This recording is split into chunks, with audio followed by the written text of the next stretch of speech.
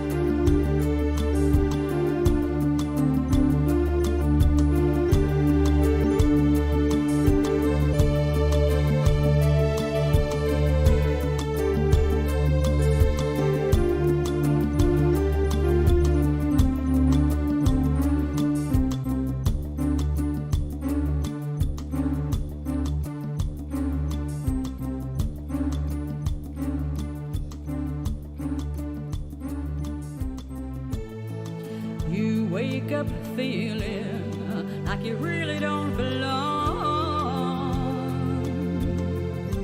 You can't explain it, but when you close your eyes you see familiarity.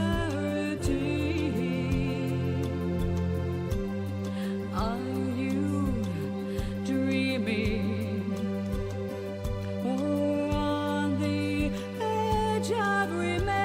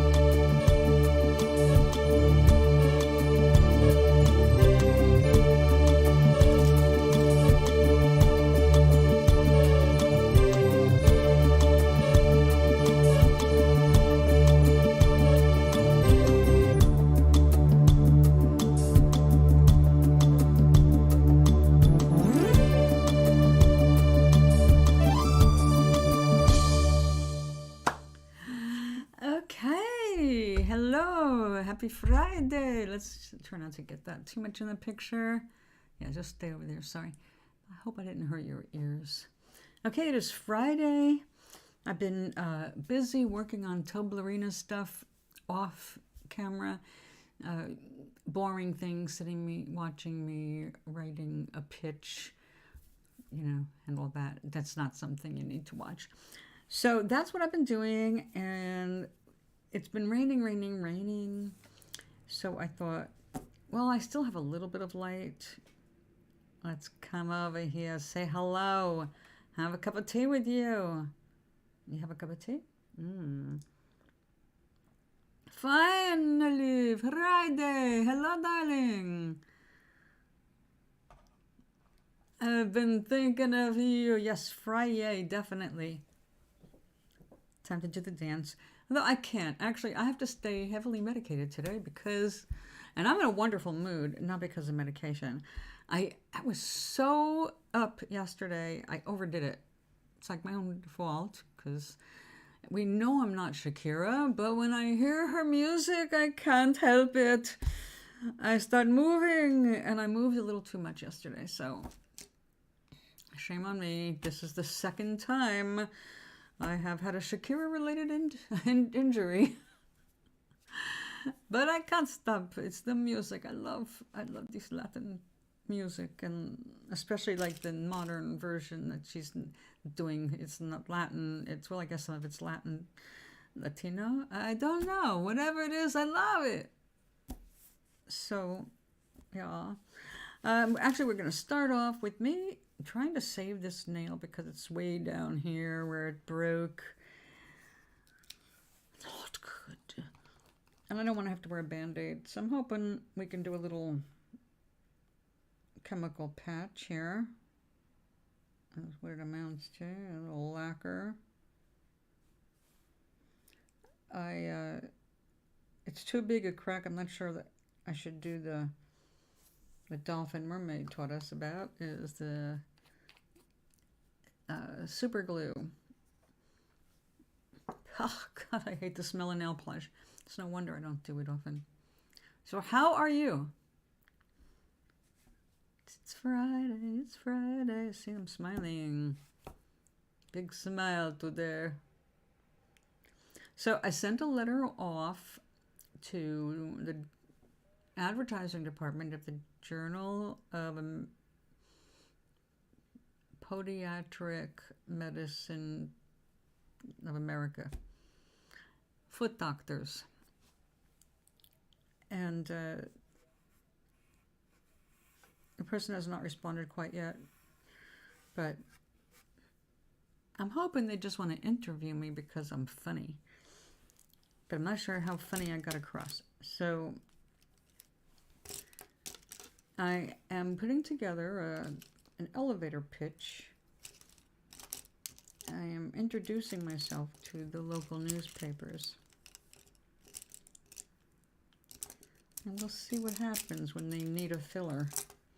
Because that's when I get my pre-publicity all the time, is as filler. I have very rarely, well, back in the music days, that was different though. That was a gig. The restaurants paid anyway. So when I was in the paper, it was because I was performing somewhere, and the restaurant, it was in their best interest to advertise who was there. All right. What kind of weather are you guys having now? We have, I can't see very far.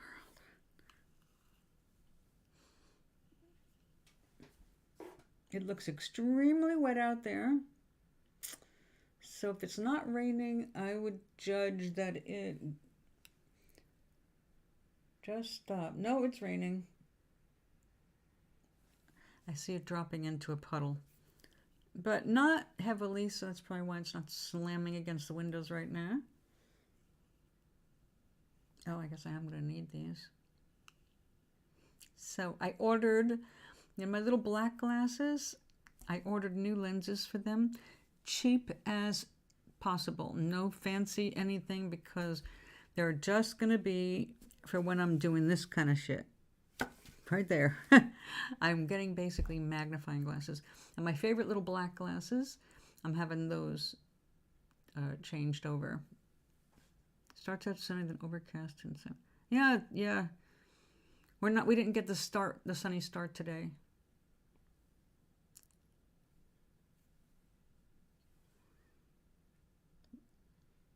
Oh, I think you're like 2 degrees cooler than we are here. It's been like stuck at 40 all day. But it's been cloudy all day and raining on and off. Now, it's supposed to continue, like, well, 70% chance of it continuing and turning into snow tonight. It's not enough to be concerned about. Greetings, Charlie. How are you today?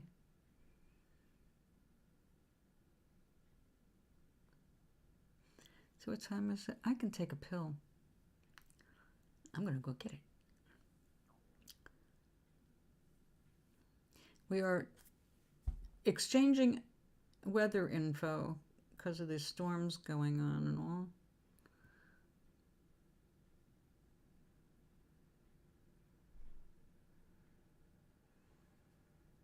I'm trying to get a broken nail to stick down. I may end up having to do the super glue. I just wanted to avoid the super glue because this breaks all the way down to the skin, and if you get super glue in the skin, that will be a problem. I am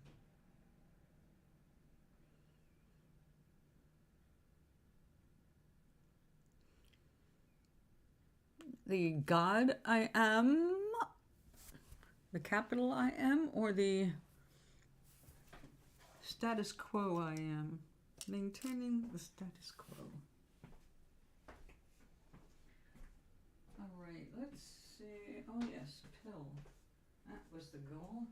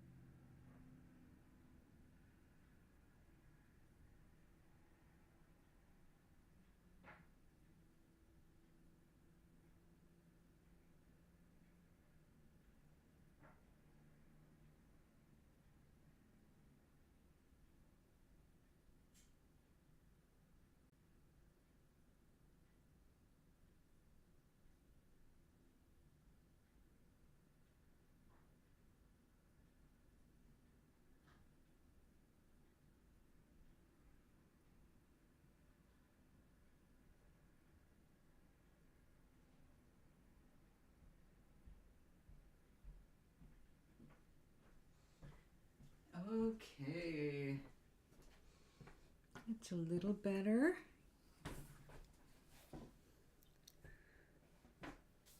I am. Okay.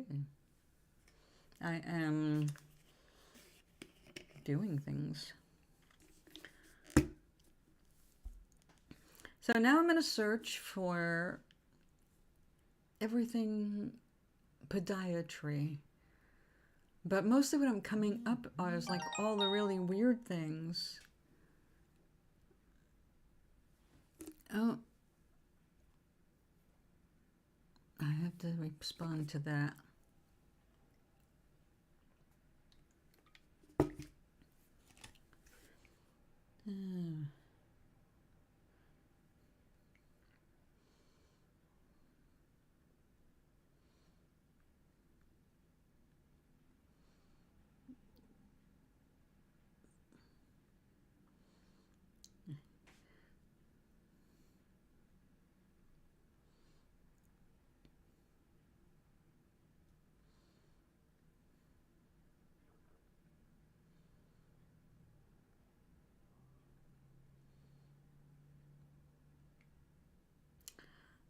And now a couple of emoticons. Gonna grab a quick shower. Oh, yeah, okay. Cool.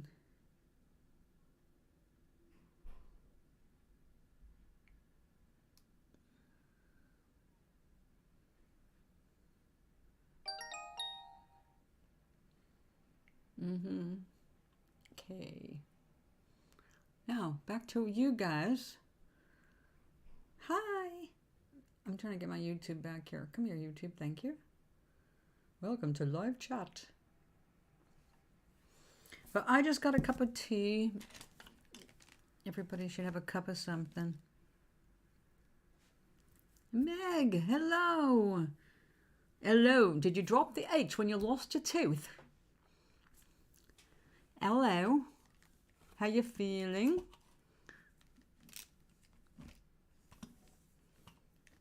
Oh, come on.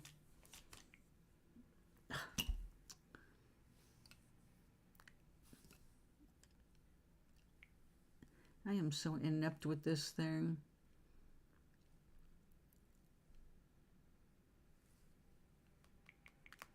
Where's my hearts? It's me heart, me love. Well, I'll use that. That's there. It's a heart.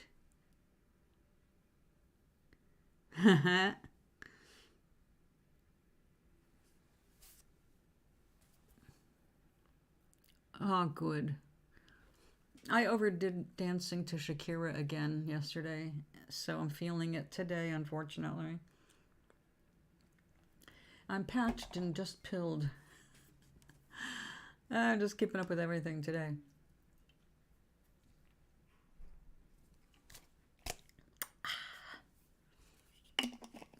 Gotta keep up with it because I don't have time for these extra sensations to distract me from my goals.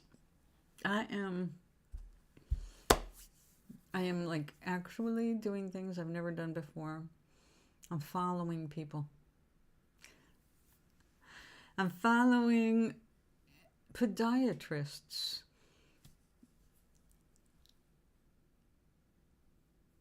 Oh, it was. Well, my spirits are still in blissland. I'm feeling great. I mean, my happiness level is way up there. My anxiety level is like gone. I just have excitement and,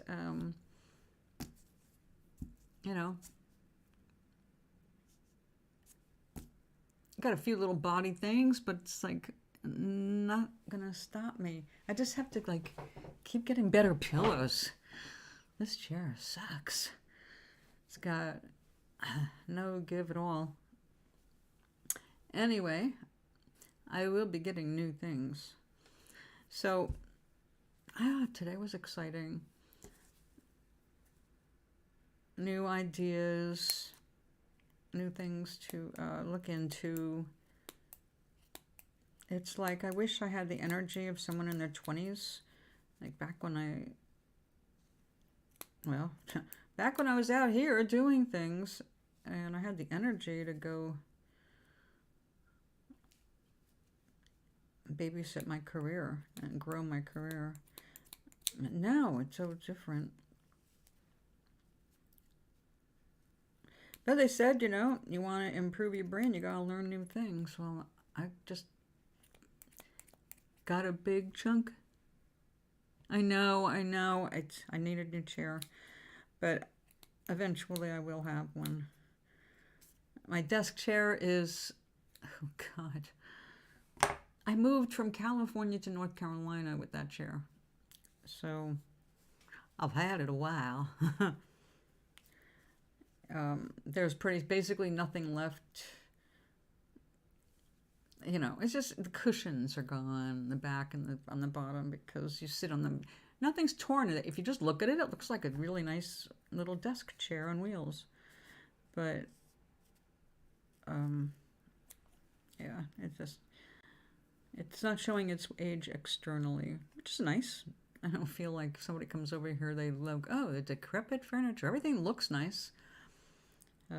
It's just not as comfortable as it could be.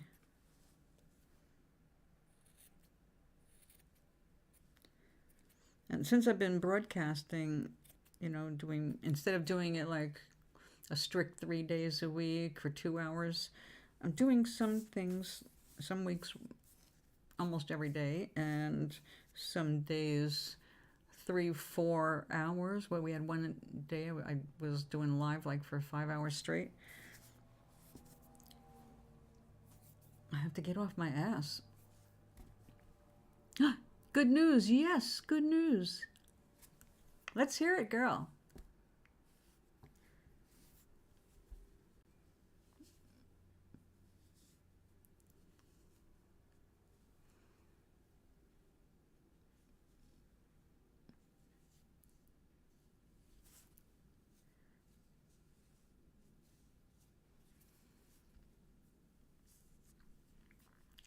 I'm watching.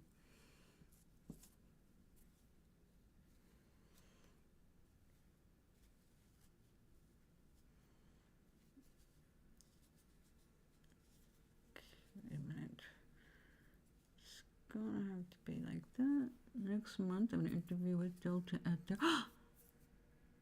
Wow. Well, I gave up on Delta, but if you're going to work for them, then I would consider them again. There are a few. I won't never go Southwest. But Delta was for a long time my preferred airline. I was always treated well.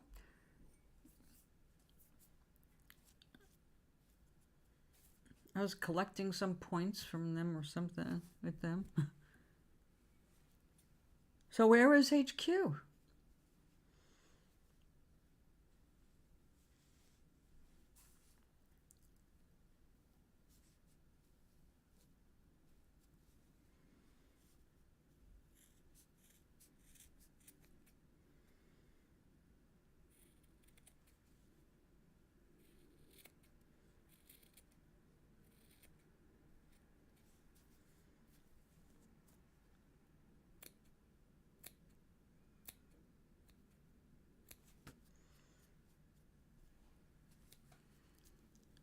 Oh, cool.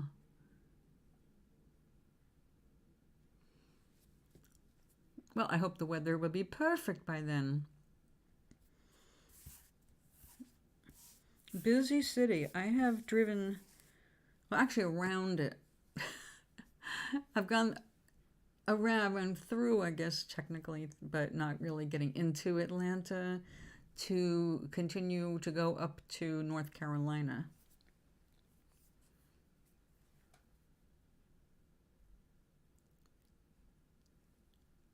Awesome. Wow.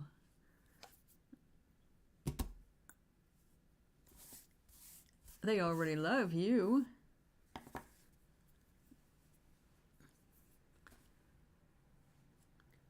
Well, congratulations.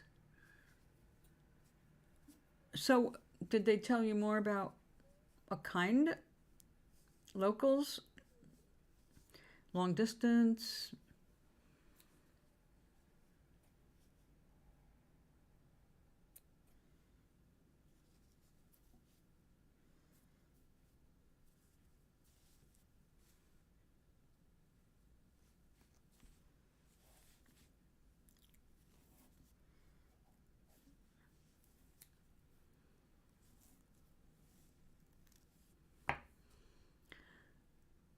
You gotta be good if they're flying you into headquarters. Maybe they want to offer you some other kind of job in the company, like training people. Would you take that? If you were, they go over everything that's like they want for their company and then you train other people?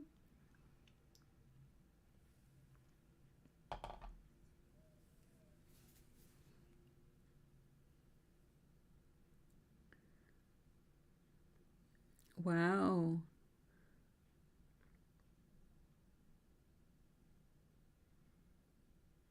From all around the country. I think you guys are already hired. Maybe all of you.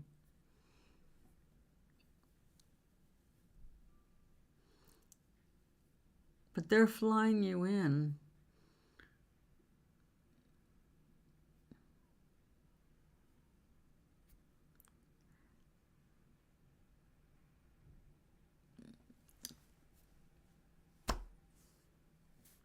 We will keep the candles lit when it's time. In the meantime, feel the joy of getting the job. In your head, you got to say, I got it already. I got it. This is just a formality. And see and feel it. It's time to use the quantum field.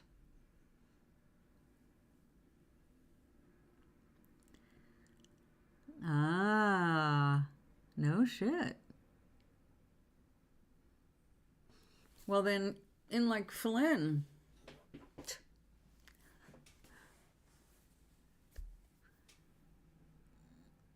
the last Monday in February? Okay. In the meantime, you got plenty of time to make it your reality. That's plenty of time. Yeah. Okay, we have to work on that. I see you going in, and it's basically just a formality to meet you in person. They've already decided they're hiring you. They like your everything. They just want to make sure you're as personable as you seem to be coming across. And then they'll offer you the contract.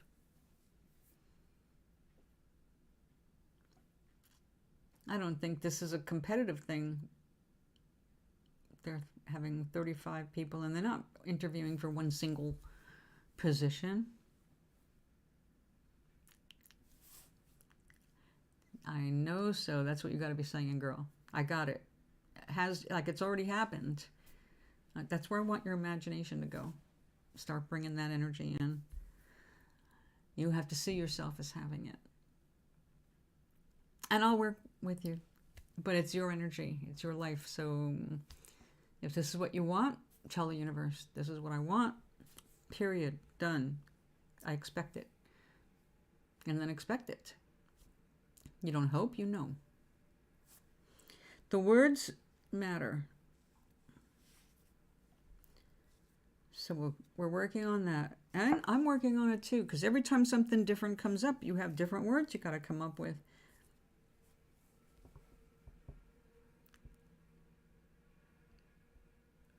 Yeah. You have a great shot. That's what I'm saying. I don't think that this bringing you all into headquarters, that's not necessary. Not really. Unless they're making this the last round. I mean, it's done. You've been decided on. They want you there. That's why you're going. So I think you got a huge chance. And I think everybody going, all 35 people have a huge chance. You get the cream of the crop. They need y'all. So I'd just be getting ready to say, yes! Give me that contract. See?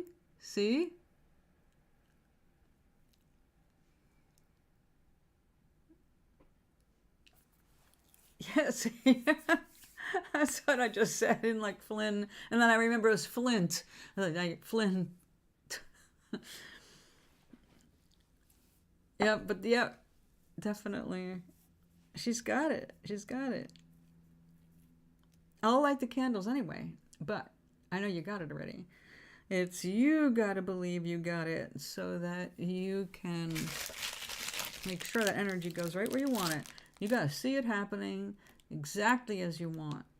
This is your chance. Prove the laws of manifestation for your very self.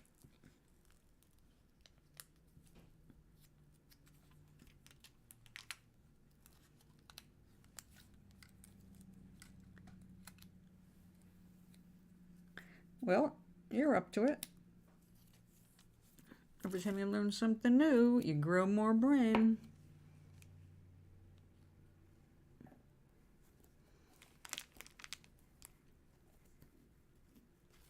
And Oinkness, I did look up num blocks.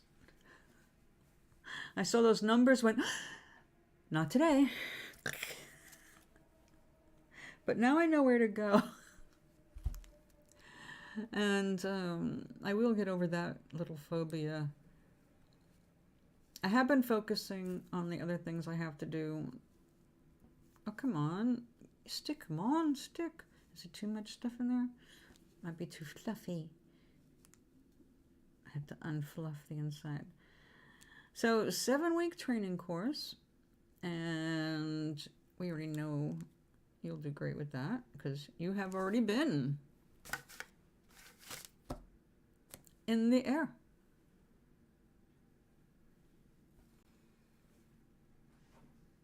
Looked up what?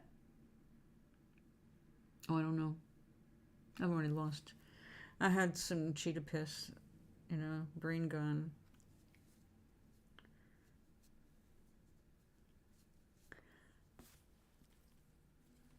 That's good, Juju.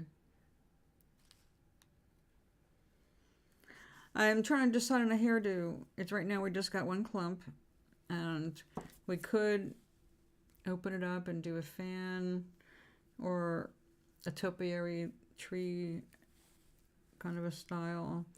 But while everything is looped, I was thinking maybe something, I don't know, curled and glued in place. Where's my tweezers? There we go. Because they are, it'd be more like, you know, curled hair.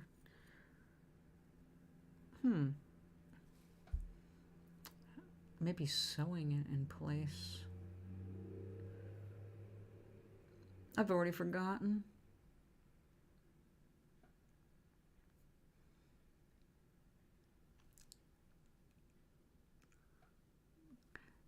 I don't know why I'm straining to look that, because I have the damn phone right in my face and the glasses to read it.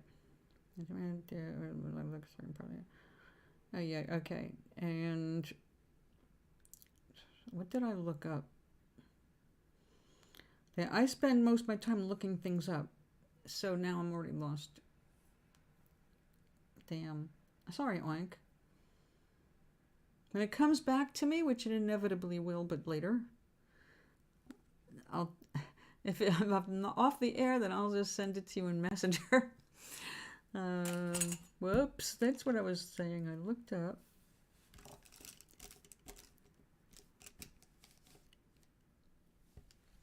Oh, it's, well, with these glasses, in theory, I should, with the bifocal, be able to read my phone. But the bifocal is really not much different than, no, I guess it is. I have a 16-inch focal point now. I only know because I have acrylic eyes. But now it all looks blurry. It all ends. That probably means I need to rinse my lenses. And yes, the doctor said he could laser stuff off, but it's not a lot right now. Might want to wait. Or I can just keep, you know, using lubrication drops. I thought it would be different having acrylic lenses instead of a natural eyeball. Oh, that's it. Thank you. Yes, that was it. I looked up Numblocks, the game you told me about. I took one look at the Numblocks and went, not today. And off it went. It's like, okay.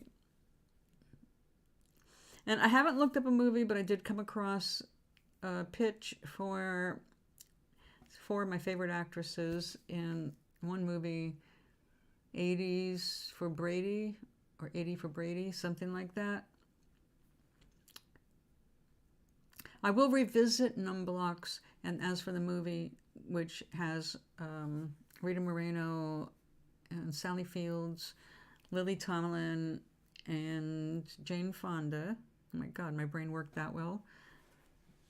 They are so funny. I love those women, and all four of them were in it, and all four of them, I believe, are 80 themselves in real life, or older. Now, in fact, Rita Moreno is 91, and yeah, she's a card, you know. So I love it. I love seeing them, but I'm not going to be seeing that movie until it's free, because that's how I do movies anymore. When it becomes free, well, over, you know, Netflix, Amazon, you know, limited pricing, then I will see it. But I do look forward to it. I love Gracie and Frankie. Grace and Frankie. Gracie and Frankie? I don't know. I know, she is amazing.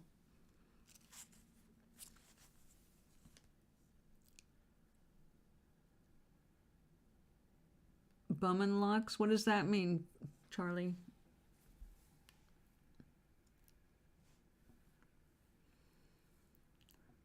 So, see, I'm not into Tom Brady or football, but I am into watching those women work together. Matter of fact, I've been wanting to go back and watch the original 9 to 5 movie.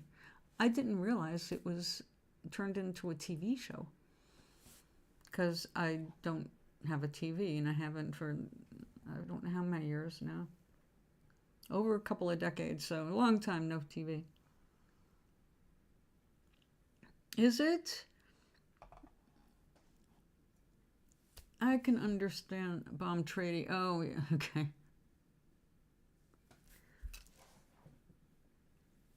See, one of my comfort shows is The Big Bang Theory, because I got turned on to that when anxiety in my body and brain went through the roof.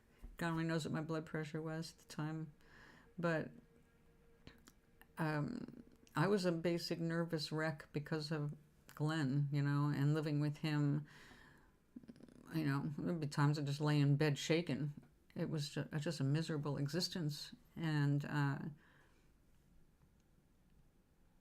I got turned on to that show, and so when I couldn't sleep at 3 in the morning, I would go downstairs with the Kindle and put some headphones on and laugh.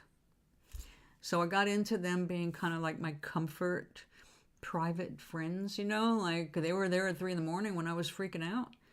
And instead of having an anxiety attack, I would just turn that on and watch a couple of episodes and then calm my ass back down. So they definitely became like part of my, the comfort food of TV. I've got a couple of movies that are like that, but back in movies from like the 60s when I was a little girl myself. Or, well, close to little girl. Well, I was trying to remember what was recommended. Who was recommending Wednesday? They said it was surprisingly good. I haven't seen any episodes yet. I'm not sure. I want, I love the whole premise, and I loved Wednesday and all that, but right now I'm trying to maintain a specific kind of a vibration because I'm working on self-healing, and I'm working on starting, like a new life cycle. And so I'm trying to make sure that I'm only watching things that are uplifting. It has to be. So Wednesday might be a good, like an alter ego. We have all sides in us. And there's a part of me that definitely connects with Wednesday and that kind of character. So, especially if you walk around with a thing on your shoulder, how can you resist?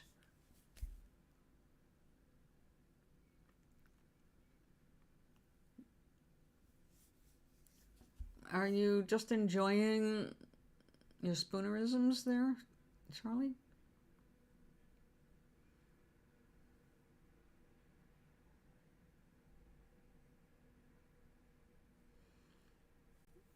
Or are you attempting to be dyslexic?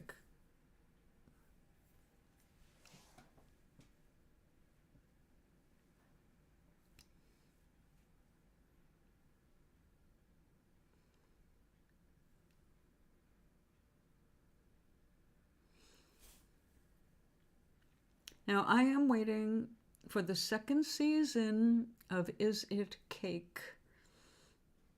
I really need that show, and it's not come out, and I don't see any announcements for it.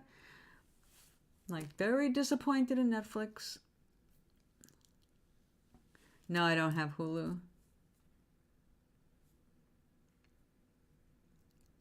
Yes and no. Home Economics. Life in Pieces. Is that on Hulu? I have Netflix and I have Amazon Prime. And of course YouTube. I love YouTube. I've been catching up with all kinds of bizarre shit.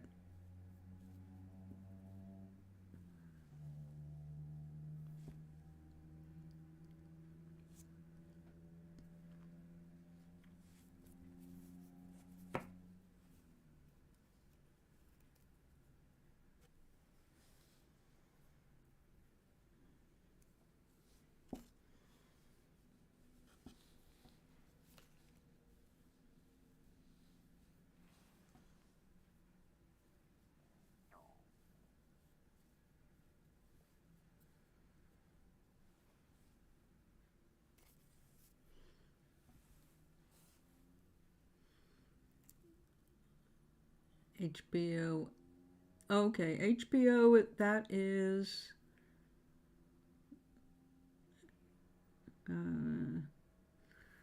oh, yeah, that's a bummer. I loved Hulu when it was first invented. It's like, oh my God, McHale's Navy and a bunch of things that I hadn't seen in a while. It's like, oh, this is so cool. They had I Dream of Jeannie and Bewitched, just one season of Bewitched, just one season of I Dream of Jeannie. And the problem with I Dream of Jeannie is the volume was so low, I couldn't watch it. I mean, I really tried, but there were no closed captions. I don't know how it is now. I'm sure it's a lot better. Arrested Development. Now, these are all comedies you're talking about? You know, with me, it's got to be a comedy. Lighthearted, happy ending, or really silly. You like Arrested Development? Or you're just...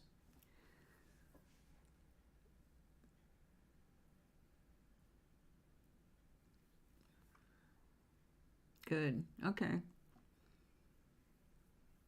I'll check it out. I do need some funny stuff. Usually I go to a food thing now to chill my brain out.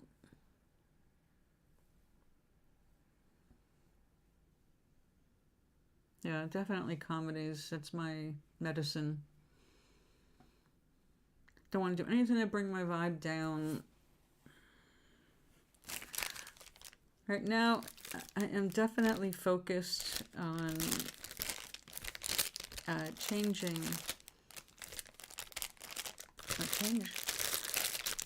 All different kinds of changes. Not like remaking me or anything. I love who I am and all. I still, though, am determined to be the first person ever to cure this kind of cancer. So I want focus for that. So this might require a needle and thread to get these things into curls.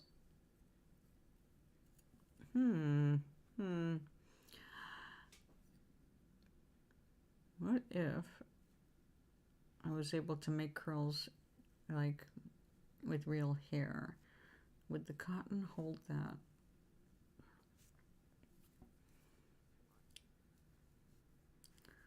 Not without. So I'm gonna make it do it. It's pretty much got its memory twisted into it. I like quirky and funny. Quirky, funny. Well, that sounds like a good thing to check out. Okay, I'm not going to make anything drastic on this yet. We're going to see how I feel about it. I don't have to rush it. I'm still working on the dress part. Oh, wait a second. We have anything really long? Well, we do.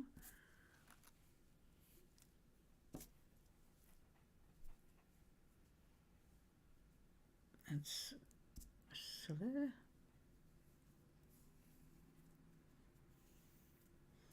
All right, let's try that.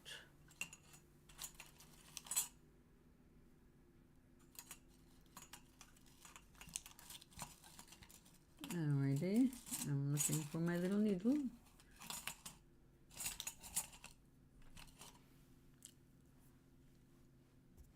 It was around here. Oh, there it is. Oh, wait a minute, what happened to these?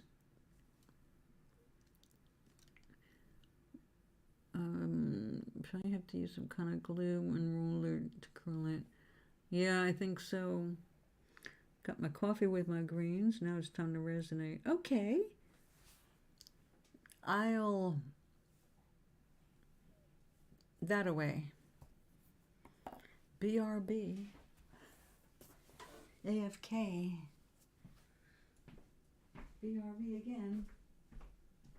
Smiley face.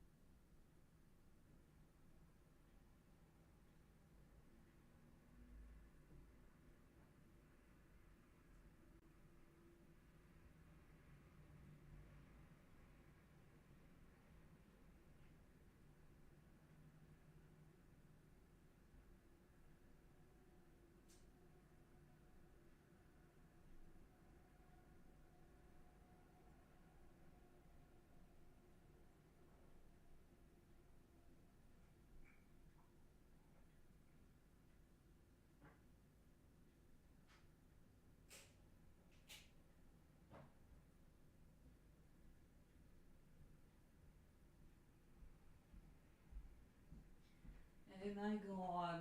I know what this calls for.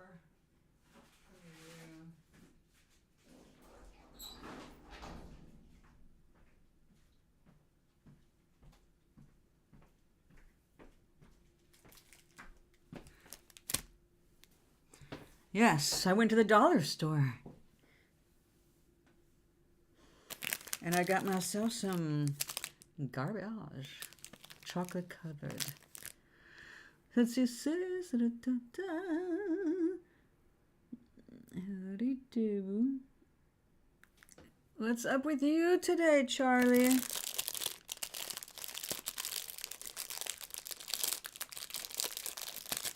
Are you feeling trollicious? Okay.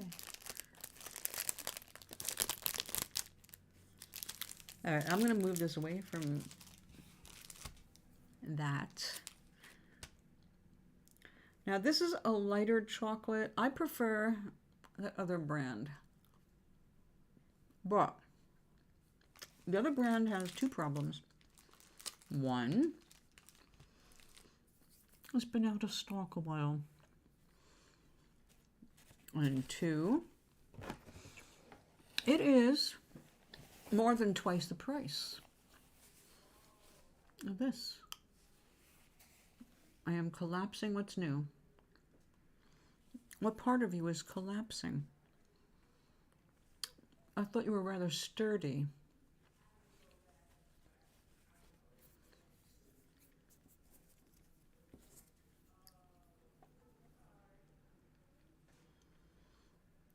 It's Friday. How can you dare collapse on a Friday? On the weekend? What kind of teenager are you?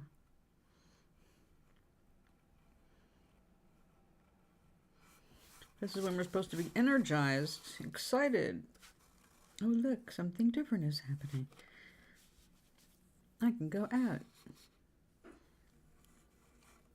But go ahead, fill me in.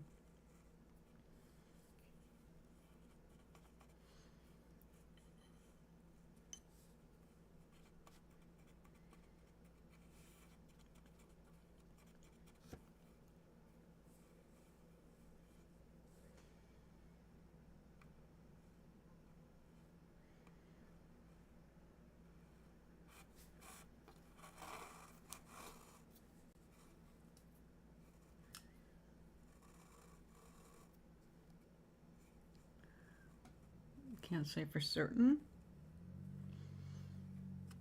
You just feel like you're collapsing. Can you consider what area? Is it physical, emotional, mental?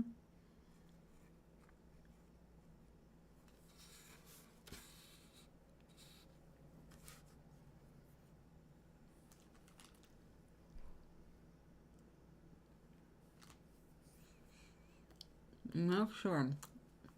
Being 17.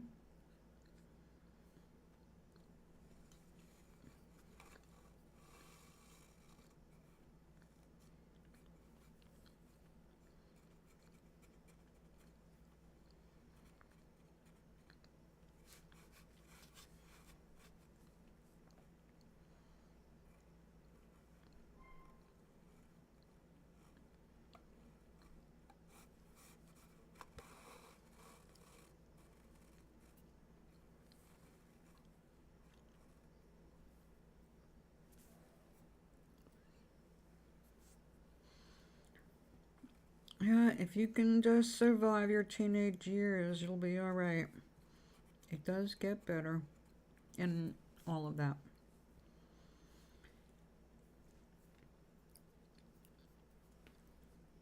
No, when you're young, it's so easy because you don't have enough basis for comparison to get caught up in current details, like current events, and the exaggerated talks of the adults in the room. Exaggerated emotionally, exaggerated or lied about factually. So it's like, who the fuck do you believe? You're just looking for some peace and some truth. And where do you turn to for that if there's not an example nearby? That's a hard one. Not everyone's lucky enough to have good examples or supportive people around them, and everything is kind of like, go to school on your own, teach yourself.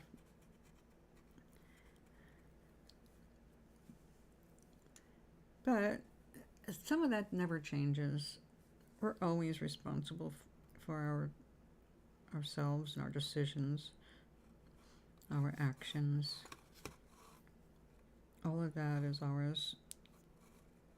And just because life is life and we are who we are, we're going to make lots of mistakes. But they're just little mistakes, really, in the scheme.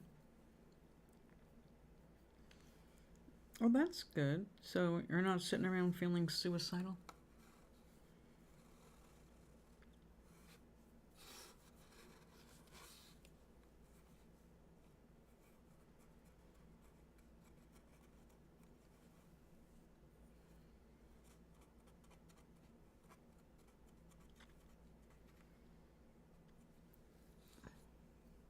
Lonely?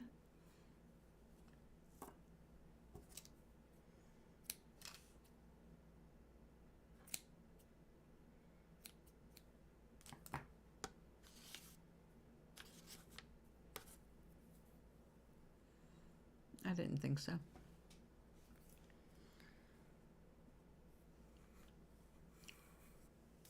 So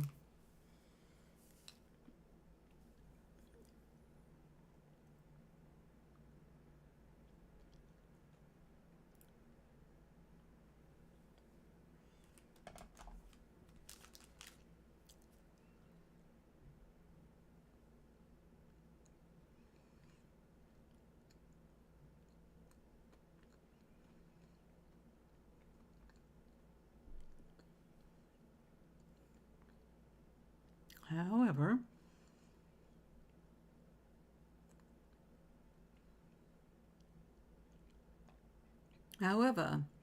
is the wait for it word.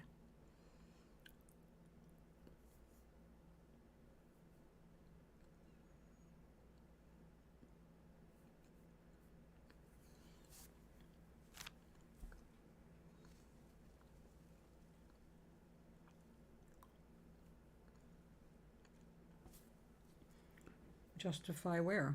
Whose? Justify what kind of things? You're being very vague.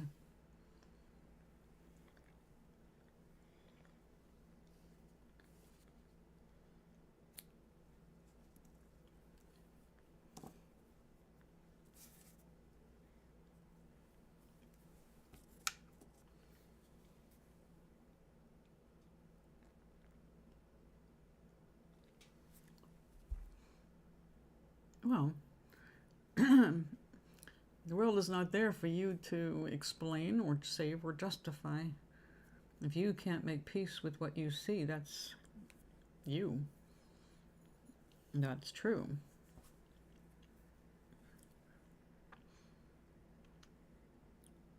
You can accept things as they are, or you can rail against them and just cause disruption for yourself. Asking anything to justify its existence, it's not your business. their existence, their very existence, is their business.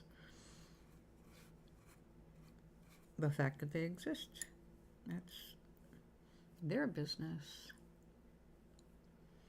Well, what makes you think you're supposed to justify suffering? What, across the world, in your neighborhood, you?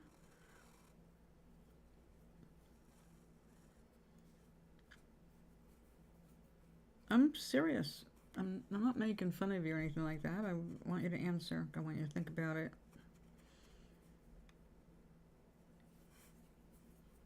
What is bothering you the most?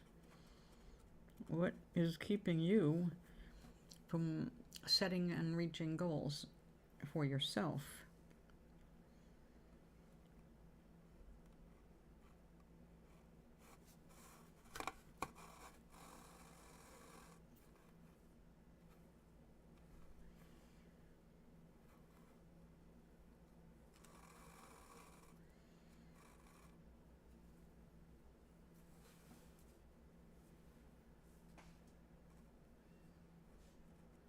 Unfortunately, nobody is asking you to justify anything.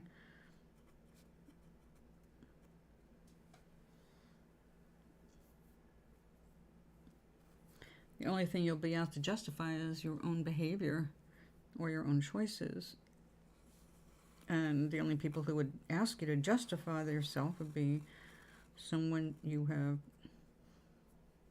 had an action on. Perhaps, in a deleterious way.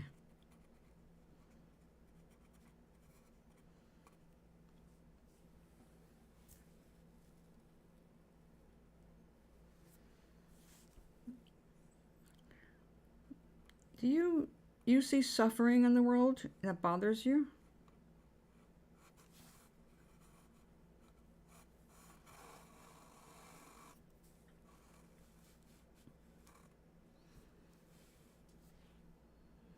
No word games, all right? Word soup is getting really boring. Let's get to it. Be succinct. Express it clearly. Think about it before you write.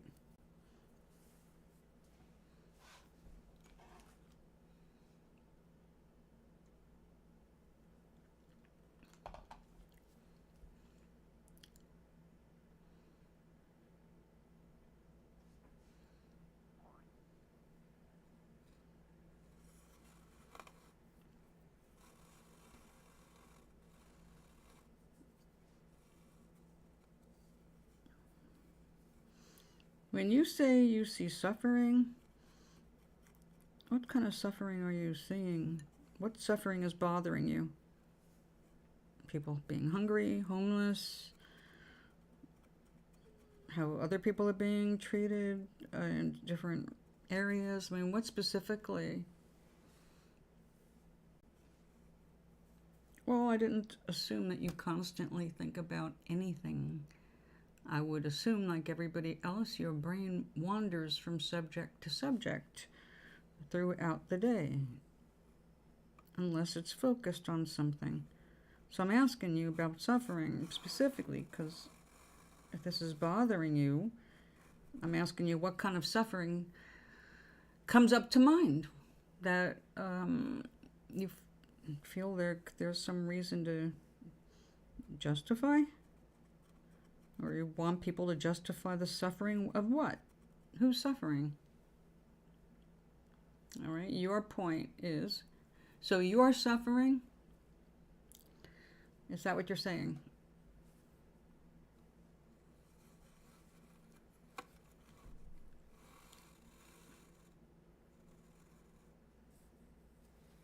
Have no problem with abstaining from not justifying the need for success.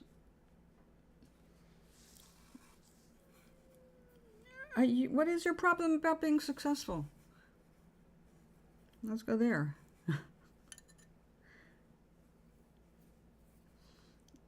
If you observe anything in your own life that's making you suffer, then the justification of anything is to cease suffering. What do you have to do to cease the suffering? short of suicide? I mean, what actions can you take to alleviate suffering in your life? What are you doing about your suffering? In other words,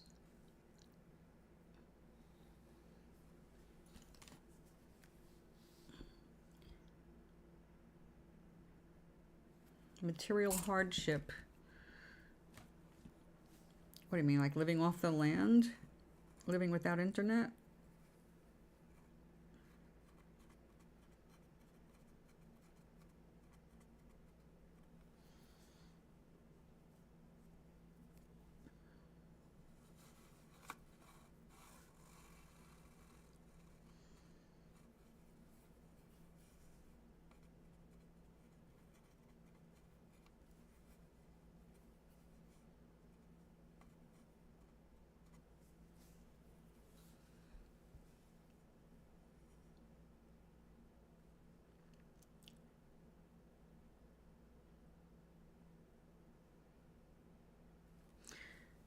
You have yet to state what you want to do.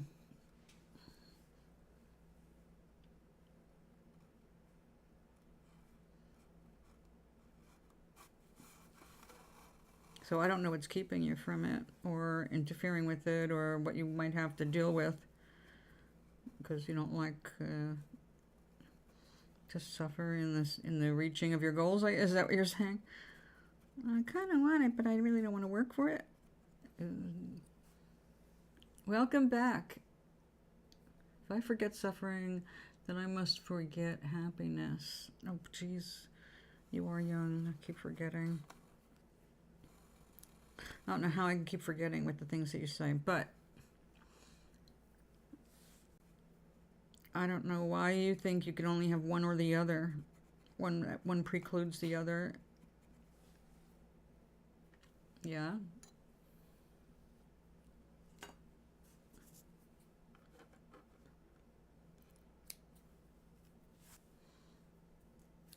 I'm trying. And it's not making enough sense. I have no problem with abstaining from justifying the need for success. Okay? Who cares? I'm not trying to justify the need for success. Okay, good. No one's asking you to justify the need for success.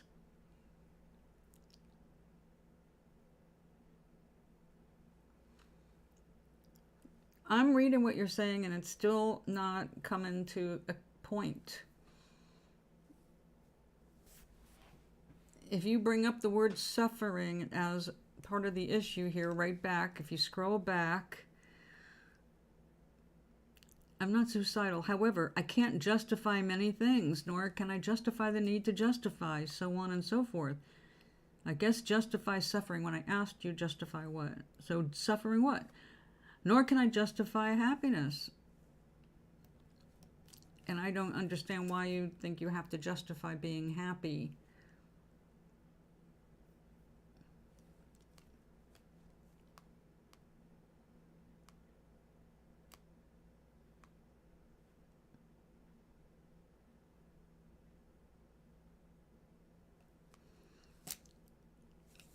If you're abstaining from success,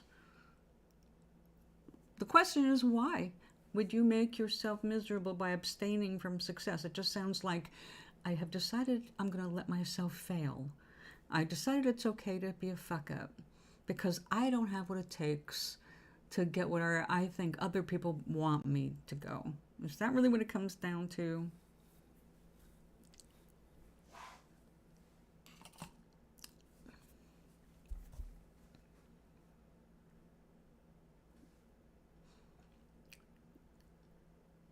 Either way, you're going to suffer. You can't avoid suffering, and you can't avoid success.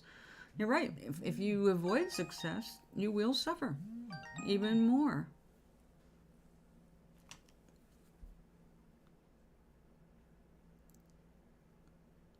Hold on. Hi, Ella. I have to take a look at this.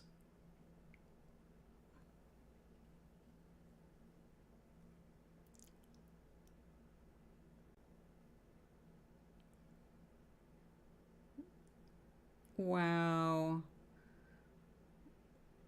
I love that, Oink. No, you can't avoid suffering.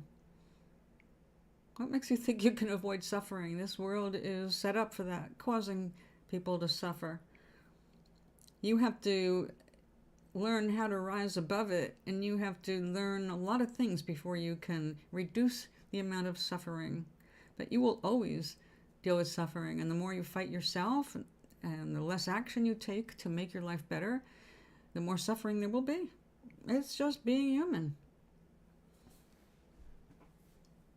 So you can abstain from making decisions, you can abstain from success, and all you'll do is end up, well, if you abstain enough from life, you'll just end up being among the homeless. Unless one of your relatives kindly takes you in and supports you for the rest of your life.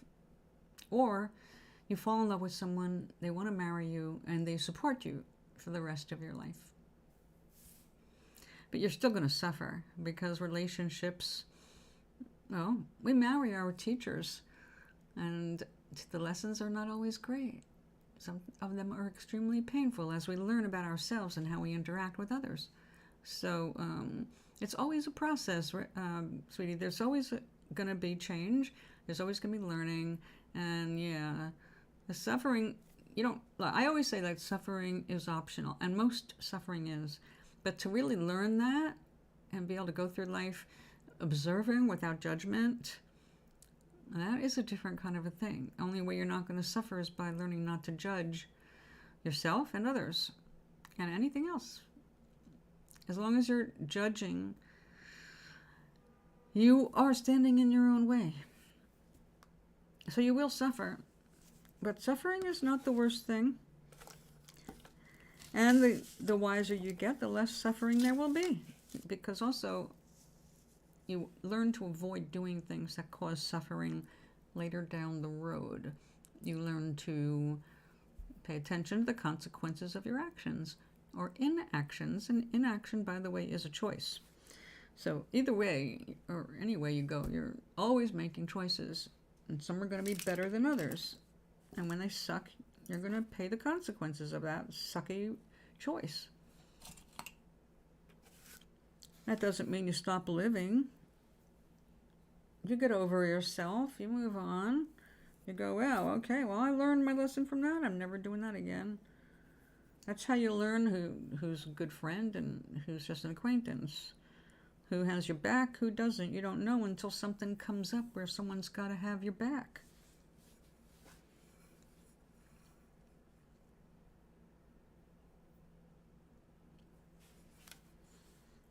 Why don't you put that abstain from success, different words. I want you to say it the way most other people would say it.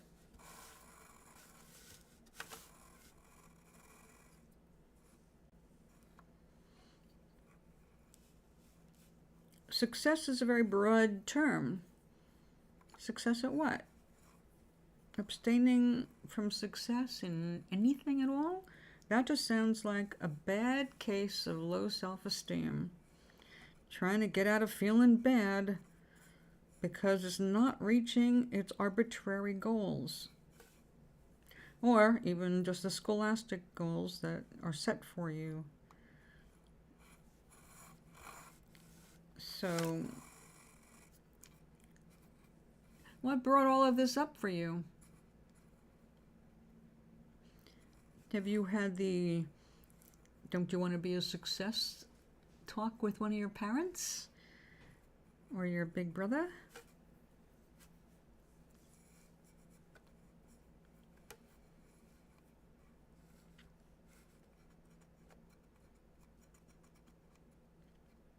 Did someone give you a definition of success that you did not like because it didn't ring true enough for you?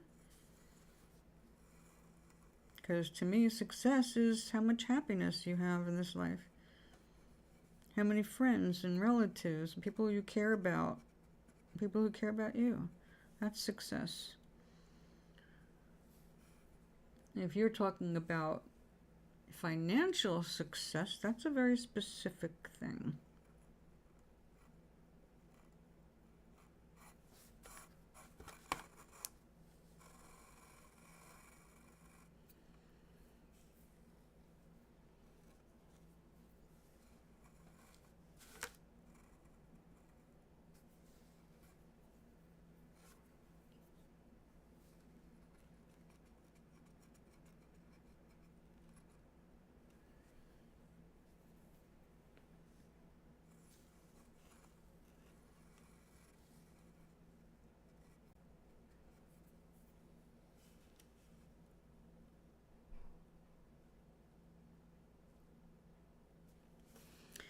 Well, you're entitled not to want that scholastic future. All you got to do is graduate high school and decide what else you want to do after school. Not everybody goes on to university. Not everybody wants a bachelor's. You have to look around and see, what can you do? What do you want to do? You know, lots of people take just whatever job they can get when they're first out of school, like I did. That's how I learned how to be a waitress, work in a bakery, do things like that. That's how I got to try out different factory work. Turned out I'm good at a lot of little things, but none of them that I wanted to do my entire life. But while I was doing them, I fed myself, I paid my rent, took care of my cat, had my car, kept that up with the insurance and everything. But I always knew that wasn't going to be my destiny. I wasn't going to live my entire life as a waitress or a short order cook.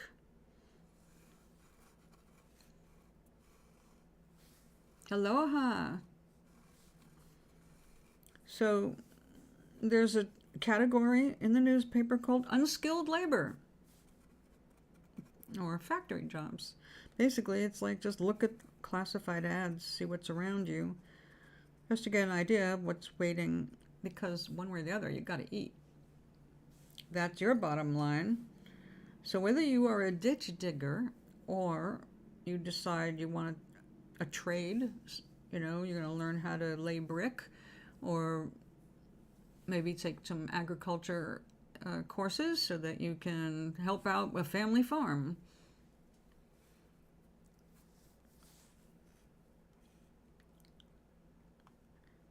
But you're not in a position where you're just going to like inherit a whole bunch of money and you're just going to be sitting pretty on it. You're going to have to do something eventually. So I'm sorry that you didn't get the grades that you believe you need. Here in America, we have community colleges where it's less about grades and are you willing to pay to get into school and just take general things. Hell, our community college in North Carolina gave up their pottery course, which was like a staple of the entire state, and put in training for NASCAR driving. Okay, so it doesn't matter what you really like to do. You need to know. I start identifying things you do like to do. 40 years ago, I had one love, and that was doing music. So that's what I did. I wrote music, I practiced playing my music, and I went out and I got places to play and pay me to play. And it took a lot of balls on my part, or brass ovaries, because I was very introverted, and trying to push your own stuff is not easy. Your ego, your soul is caught up in that, you know. It's all your creative energy, all the love of your created product. But not everybody's going to like your music, no matter how good it is, just because everybody's got different tastes. So same thing with art, same thing with anything you do. So it's always going to come down to, what do you want to do to make you happy? What kind of things do you enjoy doing? And then you figure out, if you really want to do something, you figure out how to freaking do it, piece by piece. If you believe it's possible, help will start to show up in your environment. Things will pop up. So you don't want that kind of particular success that you've had in your mind or your parents had in mind for you. There's no law saying you have to do it. No one ever is going to tell you you have to do it. Unless you're some entitled little shit born into an extremely wealthy family where everything's at stake on what school you go to and how well you do, and ultimately who they match you up to marry to make powerful families. And since that doesn't seem to be your situation, I think you have some leeway in what you do in the future. That success is not about how much money you make, unless you make your success about how much money you make. It's about how happy you are. Like, have you become rich taking care of dogs?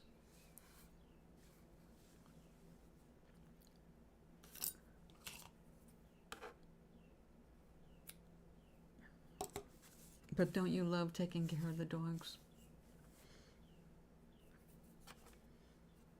I'm certainly not getting rich sitting here with you people, but I love doing it. So it's my chance to hang out with you guys and all that. And since we're all over the world, it's the only thing I can do. Okie dokie. I love these scissors. So sharp.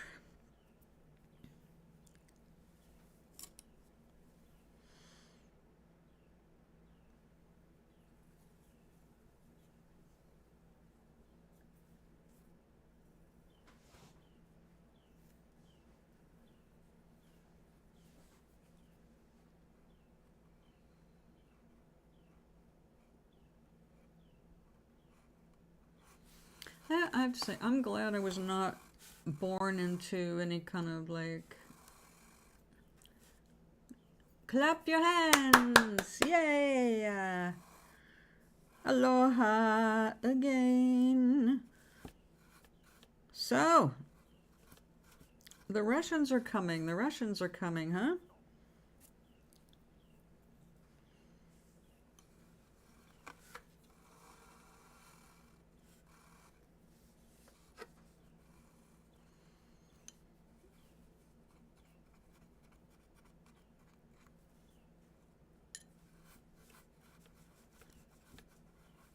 I'm happy. Oh, I'm very happy. I'm excited. Every day I'm finding one more thing I can do.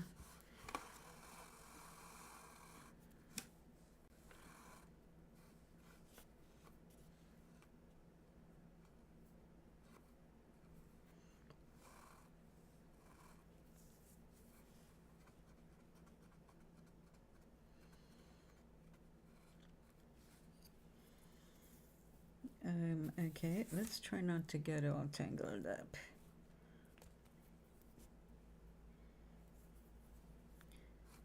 Now, while I was looking at this earlier today, I was getting another idea.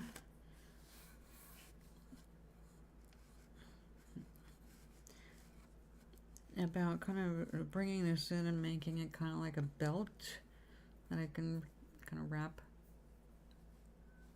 You think they're on vacation, eh?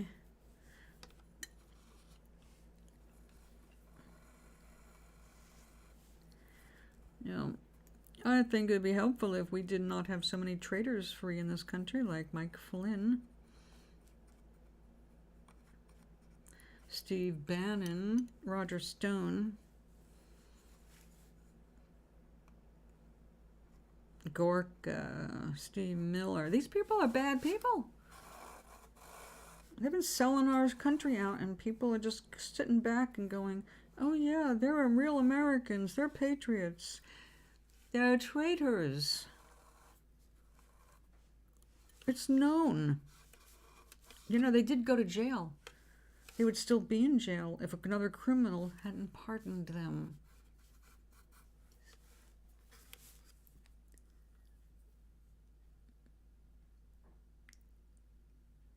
Aw, Meg. Thank you. Right after I went into a political tirade. I'm sorry. I do want to just remain uplifting. But like they said, we're going to react to things, and that's fine because we need to pay attention to what's going on in our worlds. But how long we allow the reaction to continue, that is the difference between getting lost in the past emotional habit or forging forward toward bliss. And I'm working on bliss, people. I can't even tell you the difference I feel this week versus 2 weeks ago. So I definitely want to encourage people to focus on the bliss. Oh, you can be really crude and say focus on the bliss, not the piss. But then if the piss is cheetah piss, oh God, and thank you guys. I love you too. So I told my friend today, I said, I come here for my friends because I like them and I care about them, and I wish I could sit on my butt longer. But Mama Nature has been telling me, you gotta move your butt. You cannot sit all day. You have to get around and move. So I've been trying. I've been adding steps and dancing around more. But like I said, I did a little too much yesterday. I felt so good. And then today's like, oh yeah, you have arthritis there. That might be a reason. So yeah, I fix what I can fix. Hopefully ignore whatever I can't. Keep going. Yep. I've noticed that sewing and weaving is much easier when the thread's actually going through the needle and not sitting there on the table. So I have to well, I've been actually working on the backstory for Toblerina because, as Sally pointed out, and I think y'all did too, we need some backstory for her. And the truth just sounds so sad. Yeah.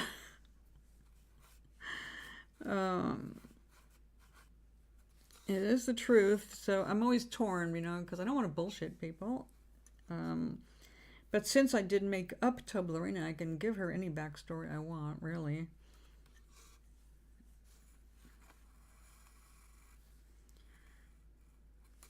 So actually, I was thinking about soaking Toblerina while I was sitting here with y'all tonight.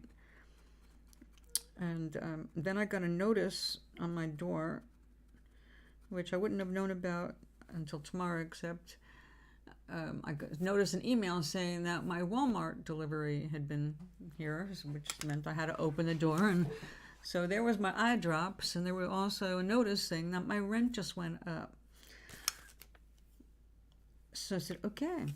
Now I looked at that and said, oh, your allotment for gas goes down, your electric bill is going down, and your rent is going up. It's like, I did not even get a flutter of anxiety. I mean, I know what this means all across the board. It means a bunch of phone calls. I got to make all kinds of corrections because this is the state I'm in. But the rest of me felt like, don't sweat it. That happens in March. The rent goes up 1st of March. Okay, fine. And we'll know where we stand a little bit better. So I set myself a goal, which I'm not sure how I'm going to reach yet, but I know the way will be made, and I'll see it when it gets here. But I need to make, I know as ludicrous as this sounds, I need to make $190 a month. At least until I can see how to grow this business. I know this is going to be like the first year. Everything's a learning and experiment. And, you know, Toblerina was like such a perfect idea for me because I own my own foot. I wouldn't have to pay rights to anybody to use my own foot and use my own art. It's like, okay, we got it. And I checked, and absolutely nobody on the planet has the name Toblerina. So it's like, all right, we're going with Toblerina.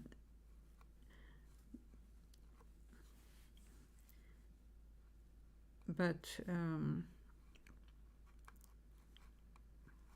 sorry, I'm just like looking at the numbers of these rows here and going, wait a second, I think we're off.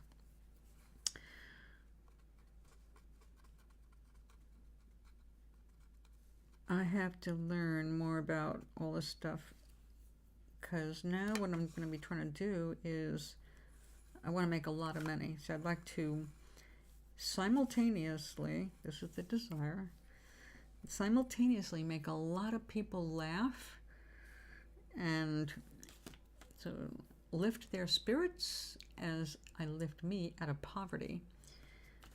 And it has to be like bam. So, because any other way just brings me a lot of confusion. How do I do this? Am I losing all of my insurance? Any kind of little change when you or once you fall in the system, you know, for those of you who have fallen in the system, it's a trap. It's not that anybody intends it to be a trap. It's just that it is a trap, because as soon as someone helps you in the government, the minute you make the money that you're being given, whether it's like in food assistance or a rebate on your rent, not a discount on your rent, any of that, you have to pay it back immediately, which means you keep making money, but you're not making enough to actually get off on your own, because they take everything back and leave you with less. It just gets more confusing. So you end up kind of like being stuck in the system you don't want to be a part of. But that aside, so we know that that's just the way it is. And I know that there are a lot of good people trying to figure out how to change it so that people can actually get on their feet, like I'm trying to do. But what's held me up in most ways is, you know, my health. It's been a challenge for going on 9 years, and I never thought I'd be able to return to the workforce, but it's always been a desire. It's always been like, okay, well, you can only do this, this, this, and well, that's that.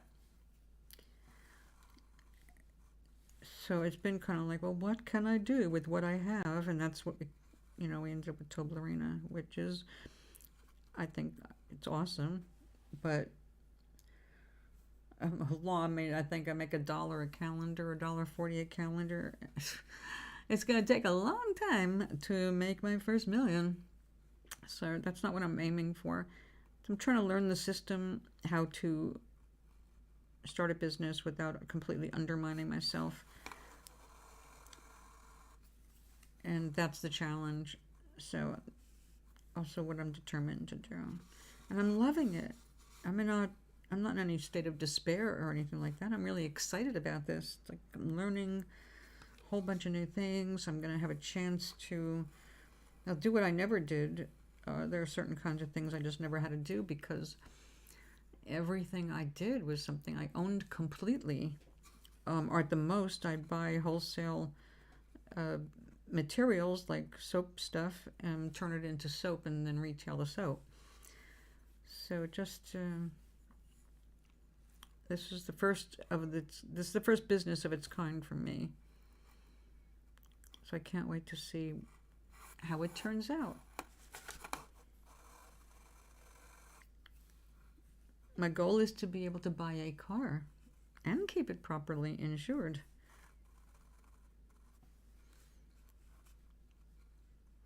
I found out they've got grants for artists and people who want to try starting their own business. Unfortunately, that includes like keeping a storefront open, and I don't have what it takes for that.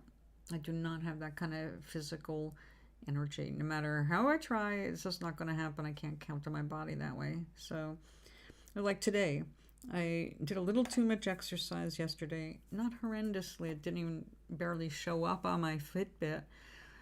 But today, I've been like limping and have been wearing my back brace most of the day. So, obviously, if I had my business, I had to go downtown and open up. It'd be like, yeah, right.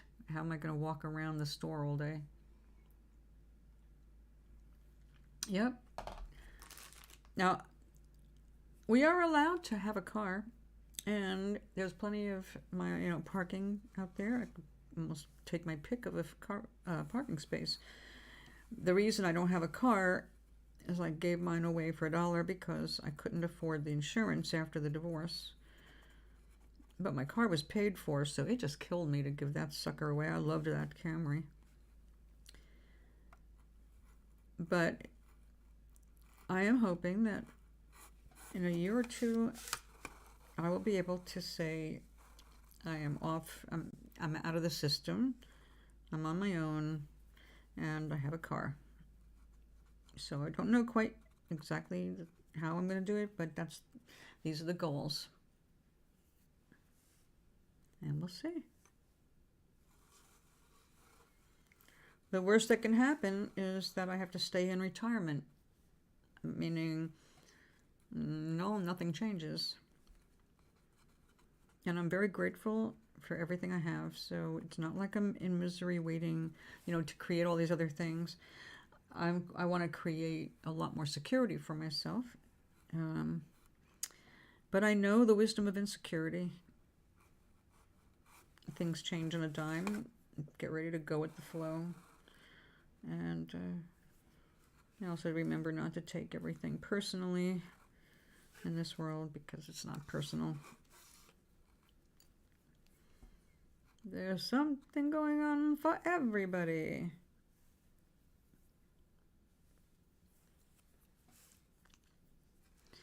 All right, stay. We only have a little more to go.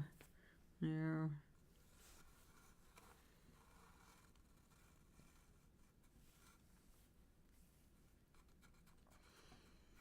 In fact, let's take a look.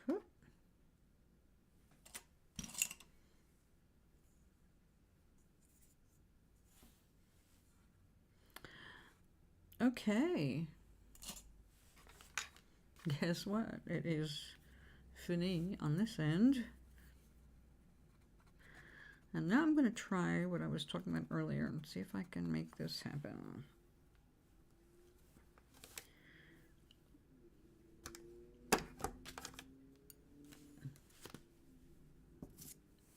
Thank you. Are these useful? I better keep them. This is the last of this color. I have to go by my. This world is cray-cray. So, you gotta stop saying that. Why? Well, we're creating our realities. Is cray-cray what you want to see out there? Or do you want to see an island of good stuff? We will teach our subconscious minds to see what we want to see and create what we want to create. And that's not about controlling the world. We just have to get better control of what we're allowing to repeat itself in our brain. We've got to catch it. So when we put the world down, we're basically creating more of the same that we don't like.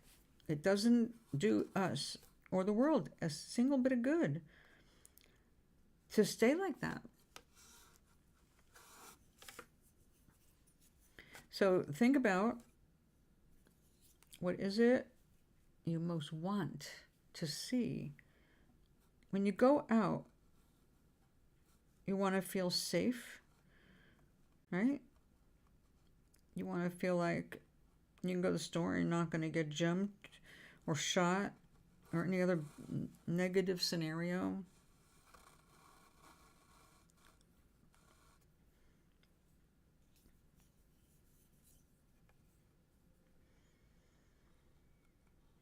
But if we walk around in fear, like I said yesterday, as soon as you are in any kind of fear, your body has no choice but to come out of any repairs it was doing and get you ready to fight or run, right? Or cower, whatever your response to that kind of thing is. But the bottom line is, it's not good for you. Not good for anybody. And yet we do it, right? We think the worst. We think the worst. This is not serving us in any way, shape, or form. Yeah, it's all you're left with, what you've already experienced, past, not potential future. It's always going back to the habit of the past, what you already know. That's where the brain always wants to go, with what it knows. It doesn't like challenges, doesn't like change. It's always a game of whack-a-mole, always an uphill battle with our brains. It's a friend and our enemy. But we don't need to think of it in extreme terms. Just think of it as it has its ways of working. We have to learn how it works enough so that we can work with it. It's a tool. It's not who we are. We don't want to find ourselves as we are, like the way society has programmed us to be caught in our own mental habits. Stay in those mental habits, you will stay exactly where you are. It takes some effort to change the mental habit, to change your position. I told 2 people today how I'm happy where I'm. Excellent. Exactly. I say that all the time. I am happier now than the last place I was. Every time I make a move, I feel happier. I'm in a better place with each move. I am meeting lovely people along the way. And look at the wonderful people I've met online. You guys. Oh, and I just went backward. Okay, let's try this again.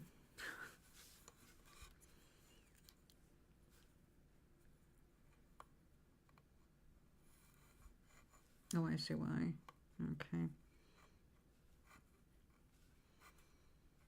I wouldn't know any of you if it wasn't for the internet. Hey, Ryan. Excellent party time. Woo, woo, woo, woo. How be ye, buddy?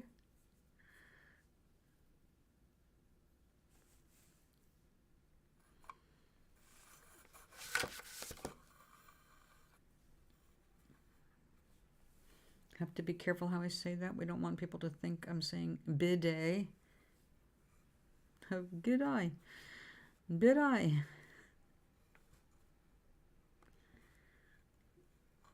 All right, we're going to try and get this really tight.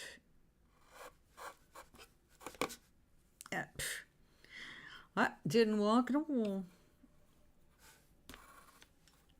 Now all of you strings have to go, not just 5 out of 6. But,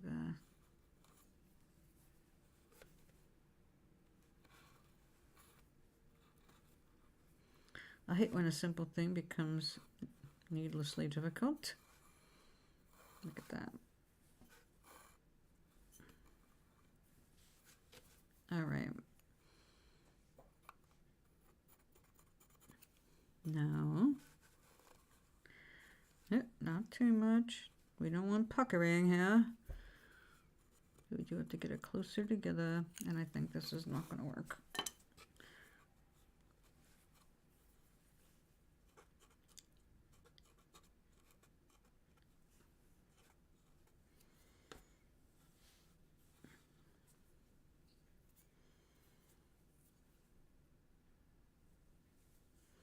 Mind, I've never done it. I've never tried this, so I learned something new today. It's round. Oh my God. And I've been telling everybody it's shaped like an egg. What else are you going to tell me? What's next? The sky isn't really blue?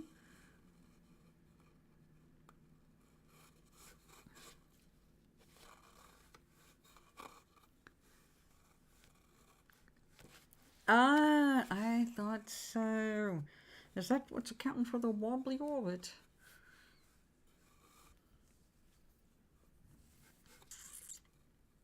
A slightly wobbly orbit.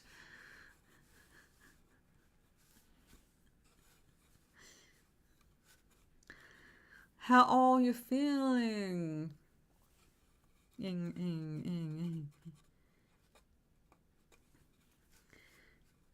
no attention to the women weaving this mess here. She knows not what she's doing. But she insists on trying, nevertheless.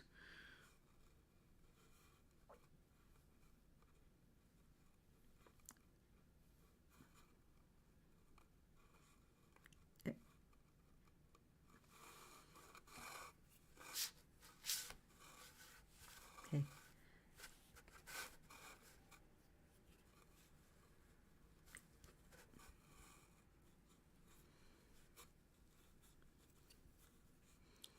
Yeah, this is gonna get harder as it goes. I don't have to go too far. Oh. Let's try that again. The Earth is some sort of weird oblong, not exactly sphere shaped, but very cool. But it's not flat. Actually, the color of the sky.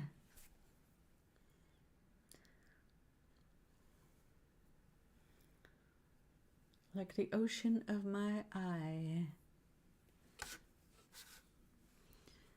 So, what's on the resonation menu today?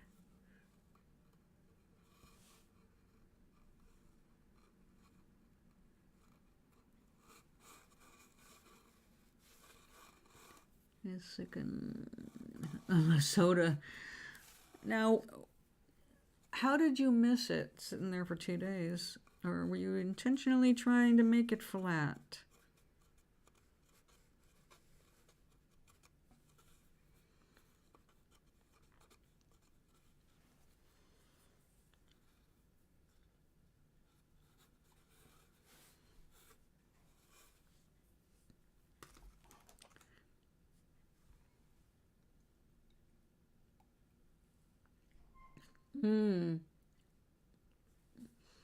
It is. I've been listening to meditations day and night through my phone because my phone has a speaker in it louder than my Kindle. I can actually hear some of it without my hearing aids in when it's on full, loudness. But I see that is almost a miracle. Oh no, I did it again. Yeah, this is hard to see. Dear, dear, dear.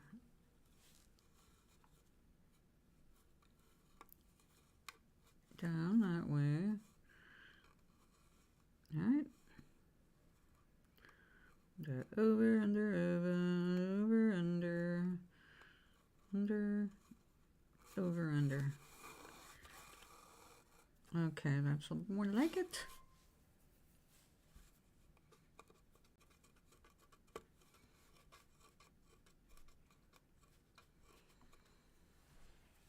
Now, I wonder. Wonder.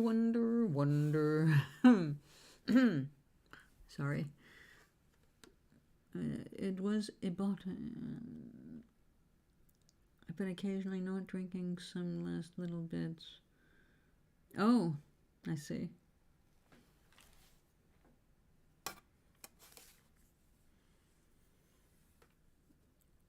Well, now it's safe for mixing with Mentos.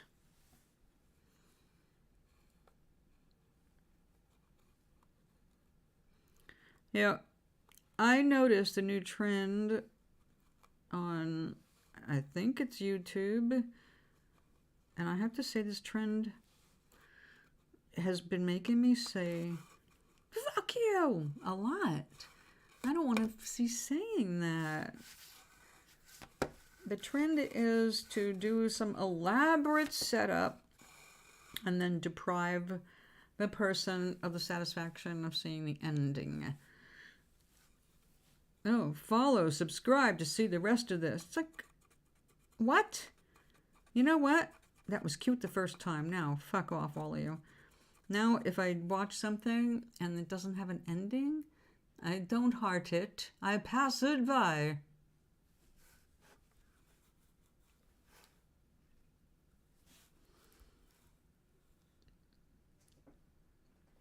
We are part drone.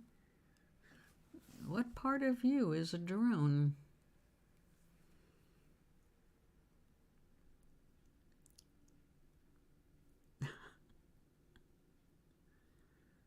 Exactly. Like for part 2, read between the lines. I just don't play that game.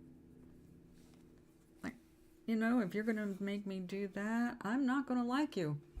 I already don't like you. I'm taking back a like if I started to like you. And there you go. I hope you lose some followers for that little gambit.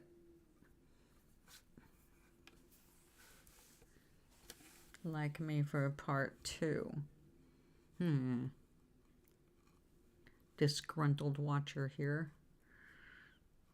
Gruntle, gruntle, gruntle.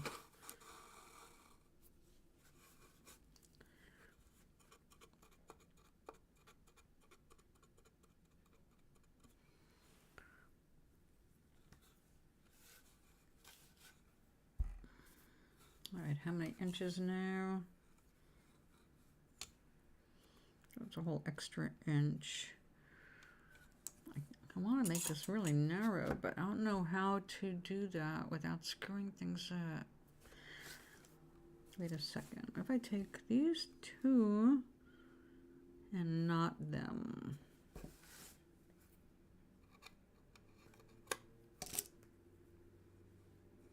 While there's still enough for me to knot.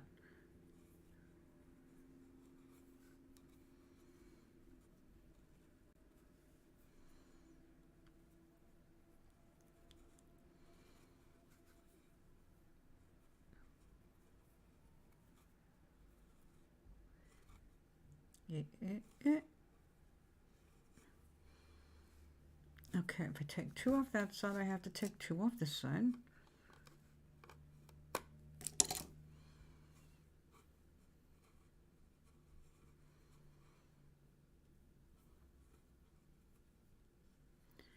Risky business, this.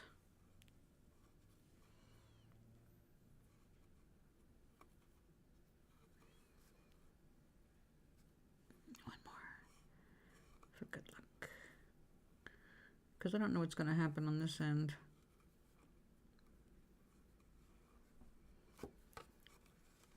All right, where's the blue? There we go.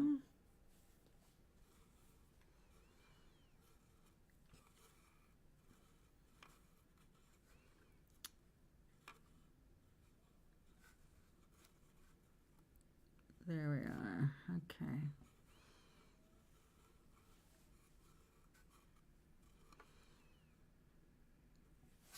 Oops. All right, so we go that away.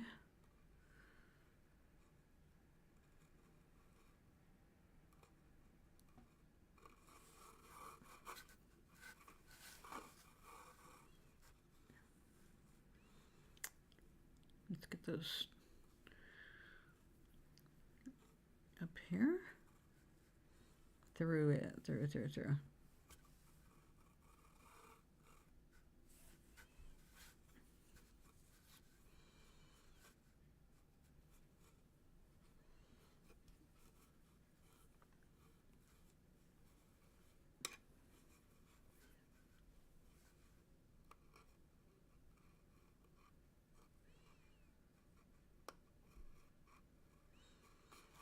As long as this remains odd number of warp threads, I can keep going.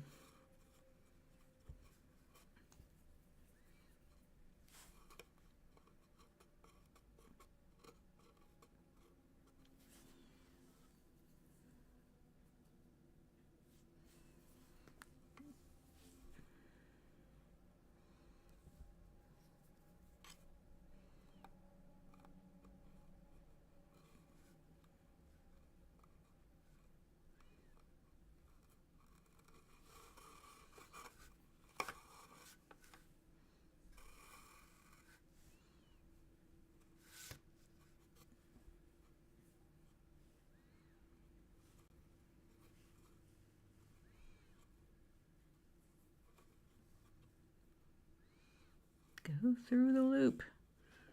Pain in the ass.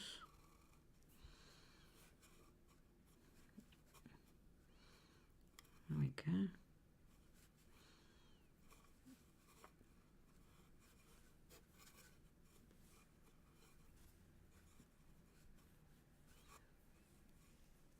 Now this has to go. Uh-oh, we're lifting here. That's not good.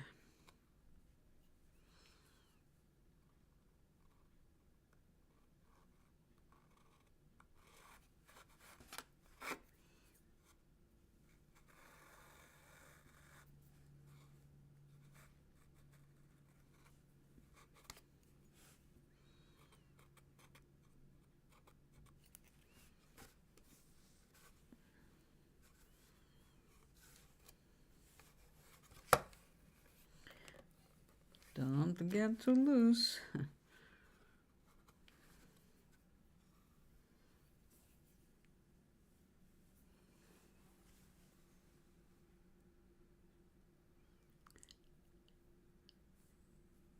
Okay.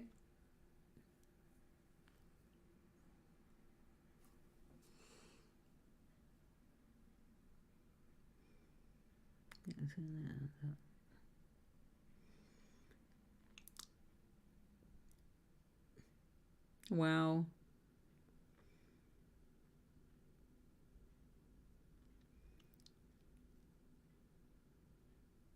Well, I'm glad you were able to stop by.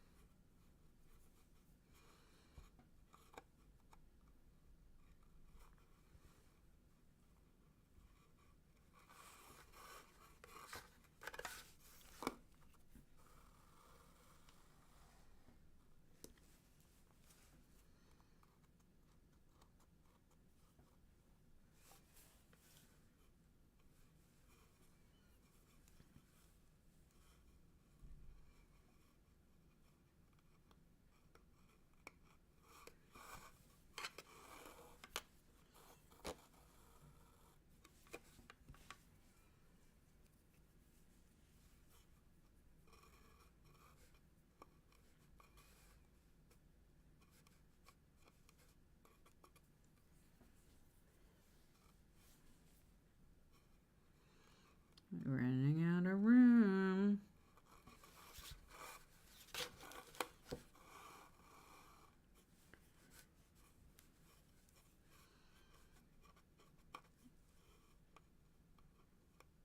Okay, we're going to be knotting it off in just a minute.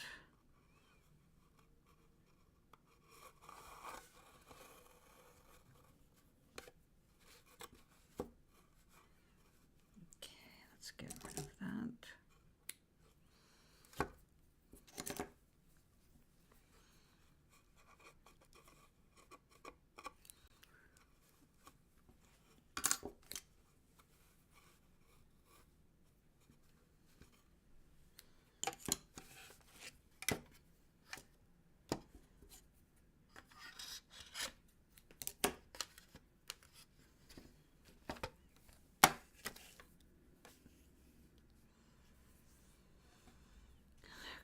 Okay.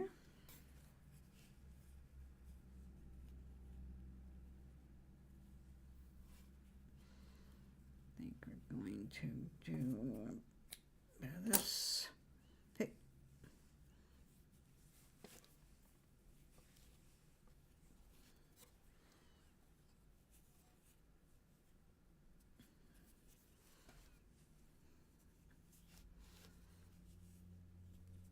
Now, I think I got the basic idea working, all right?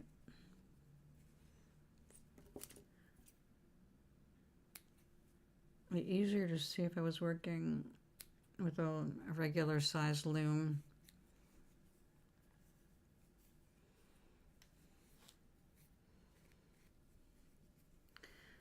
Sweet dreams be yours, dear. Except it's 3 hours ahead, earlier for you, so it's not dream time. It's not even dinner time.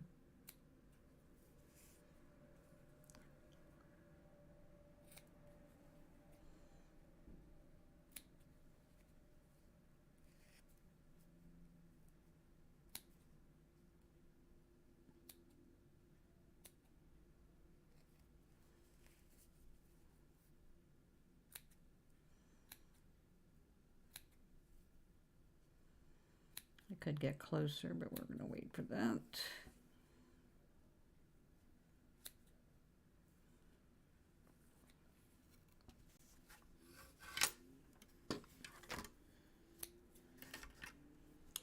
Okay, let's move that.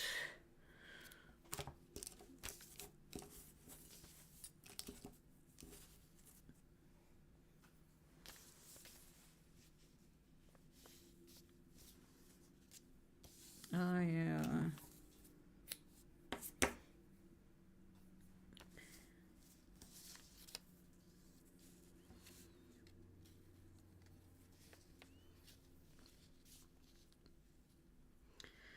So the question is now, what's the backdrop? Oh, you're hungry, huh? Oh, eat.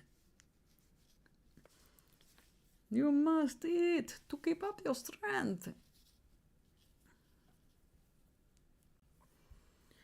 What am I having? I forgot.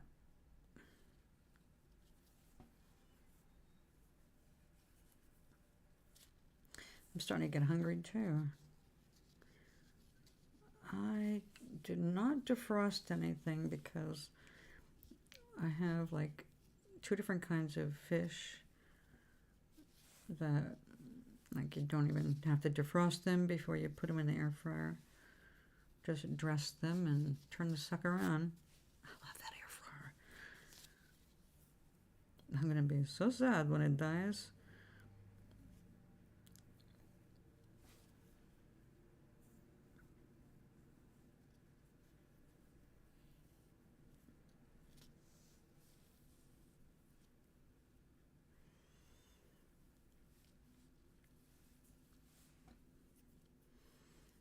So what are you eating? What happened to my voice? Excuse-moi.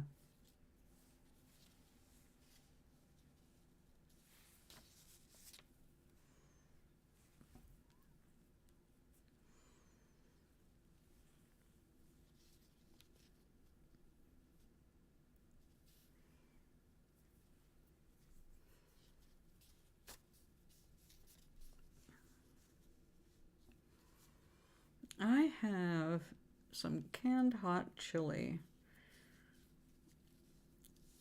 with and without beans.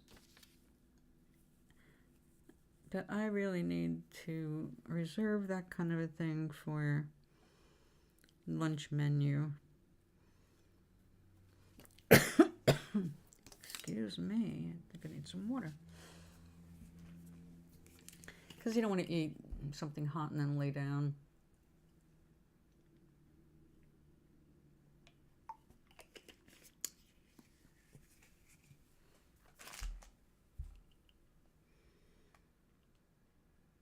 Oh, yeah. I bet you are. Such a joy to be able to chew again. Go carefully. You don't want to knock the healing back.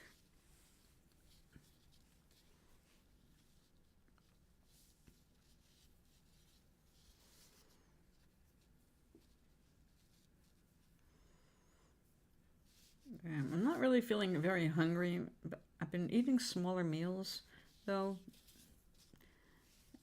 And the idea being to get to the point of hunger without overloading the gut. Because, man, I can put the food away more than people think. I am a terror when it comes to spaghetti, but then I do not feel well. So there are just some things I love, but they don't love me back.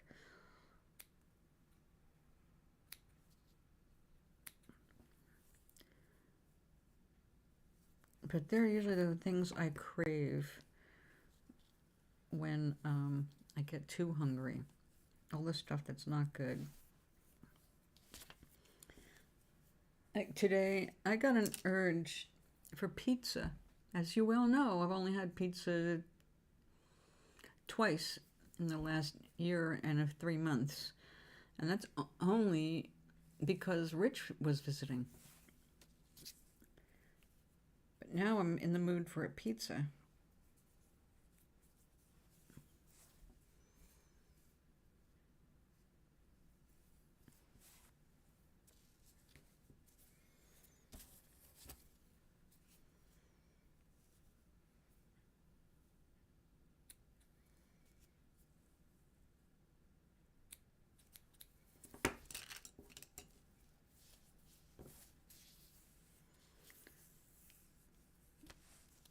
All right, go, let's see.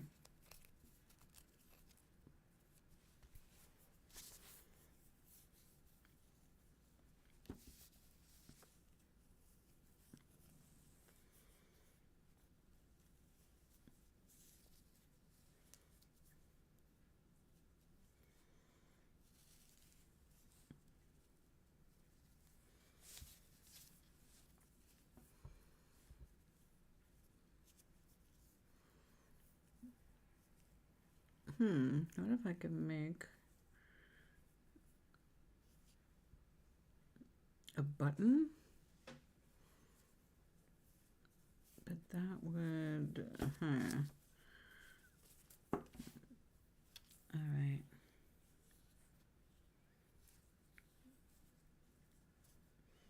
This gonna work?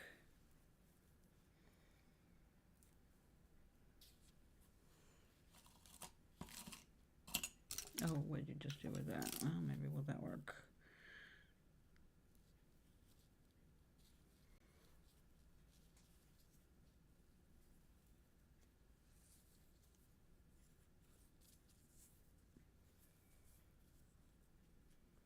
Oh, come on. Always one little thread that just doesn't want to join the party.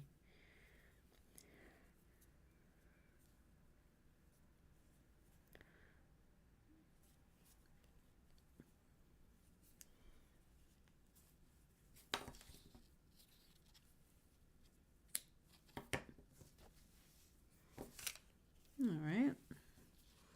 So I have to make a button of sorts. I think this will go. We do not need all that.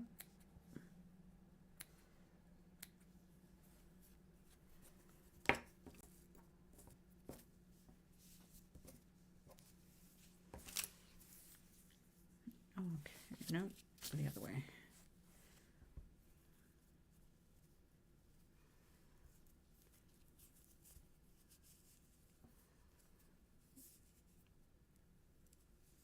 All right, so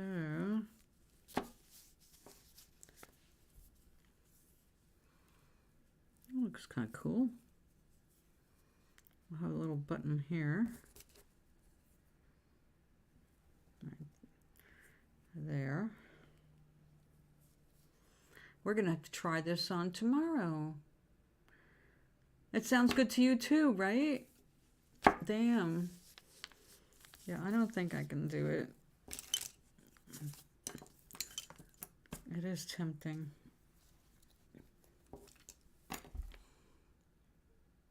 Oh, bad. Mentioning pizza. I've got chocolate here. It's not pizza. All right, I need to find a bead to use as a button.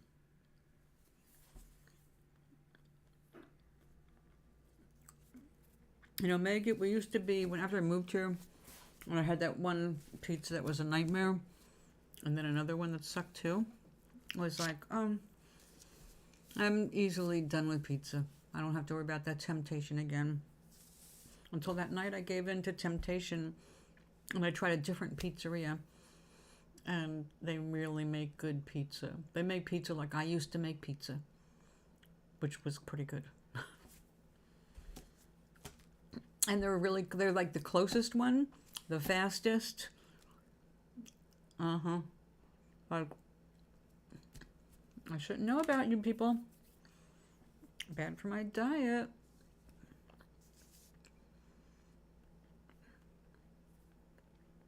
But really, the only thing really wrong with pizza, or I said the only thing that's bad, is the sodium level is usually way up there. But the real problem is the meats that they put on it. Pepperoni, preserved salami, preserved ham, preserved, all of anything they put on there. Sausage, preserved. So those are the things that are not good on a pizza. Local place. Some place called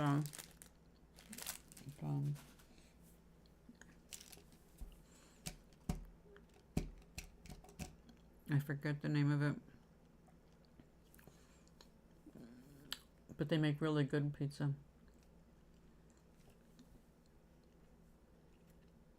That's how it is with me too. That's why I just shoved that thing in my mouth. Take the idea of pizza out of my mouth.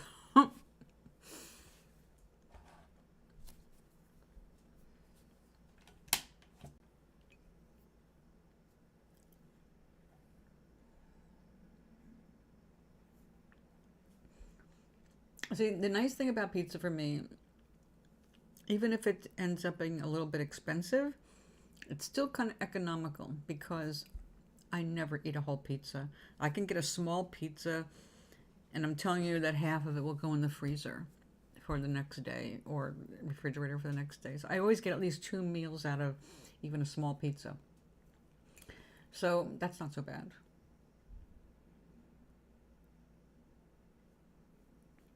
But they usually have things like you have a minimum purchase to get a delivery, or you pay through the butt for the delivery.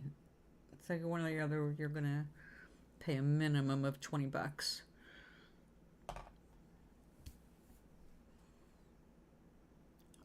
Oh yeah, I do.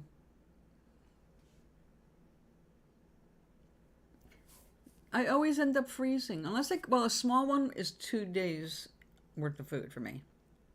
But if I get a medium, I like that because I can stick a piece or two in the freezer, and like 1 minute I've got a quick snack, you know, and further into the week or the month. So it works. It's just not really good for me because I love pepperoni. Like, my favorite pizzas are the specials.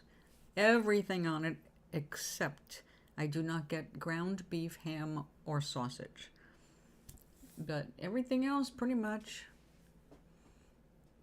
Love it. Love all of veg on it. And love pepperoni. But I don't buy pepperoni anymore. So it's never in the house. So I don't get tempted. Because I've loved pepperoni since I was a little kid and had my first piece of pepperoni, which of course was not kosher, but I grew up kosher. So anything that was not kosher was like, oh, what is this? Tastes amazing. Ah. So pepperoni and I became fast friends. Of course, my grandmother did not know about it. You just keep those kinds of things in the non-kosher household.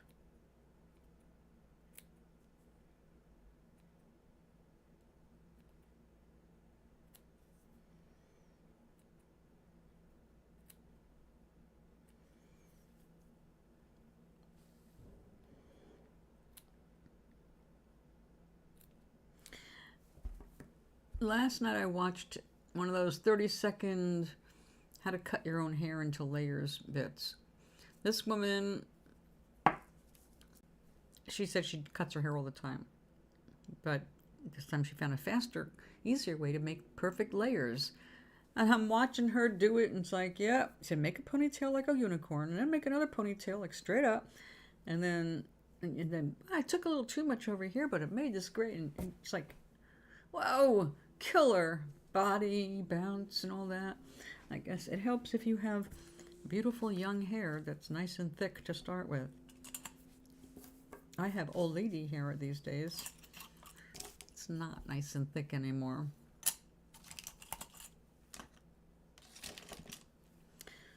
Okay, so I got this nice, it really pops. But what background for these colors? Now she's, you know, sorry there.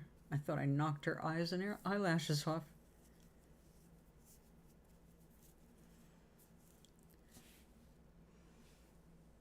So these colors, that hair, well, we're going to do more with that, but what is she ready for? A party? A soiree? Dinner? Out? A night at the opera? A day at the races?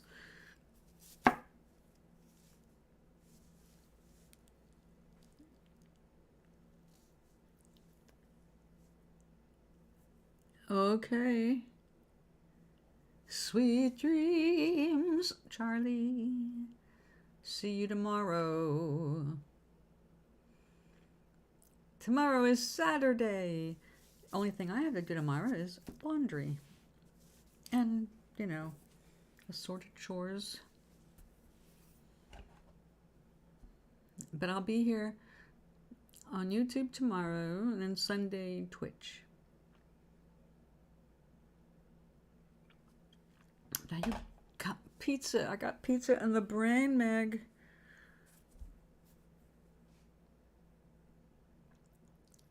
Now, like, do I really want to cook tonight? Or call Chicken Delight? And Chicken Delight, sweet dreams, sweetie. Feel good. Tell yourself some happy shit before you go to sleep. Bye.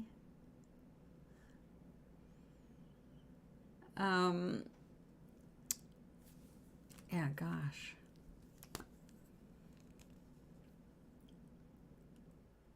That's a terrible thing to do to myself, isn't it? I'm going through my bank accounts mentally right now. I'm going, okay, yeah, I still have money in PayPal, enough for pizza, definitely.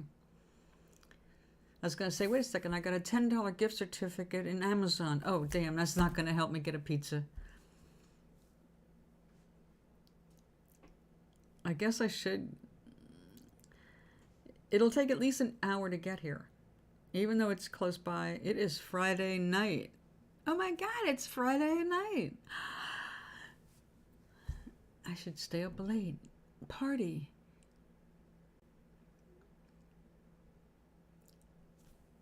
This is all the partying I do anymore.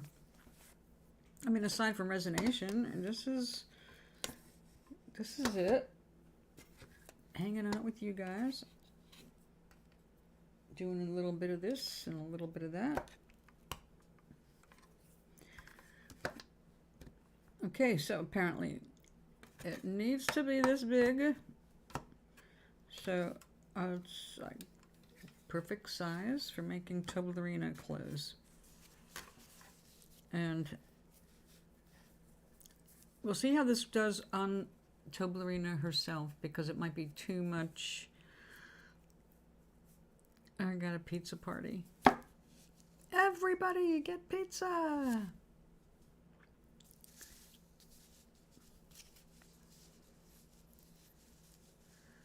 Well, now that makes me want to order a pizza and get in my pajamas early, or at least my loungy clothes. And I'm not bringing pizza to bed, but put on some kind of comforting things to watch. Comfort zone stuff. It's raining. It's supposed to snow. Let me check that. I'll take a look right now. Let's see. What do we have here? The cargo ship is about to leave. Hurry, hurry.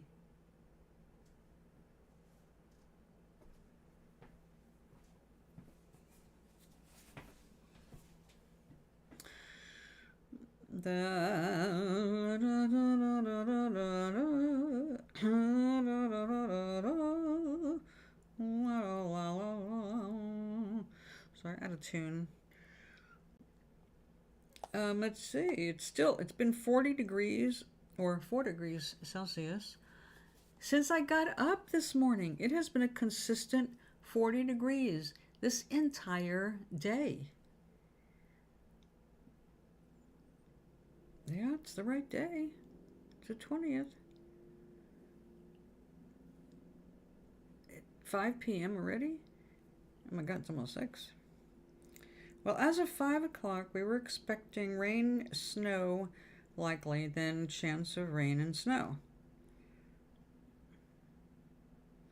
But little or no snow accumulation expected at 40 degrees. I wouldn't expect it either.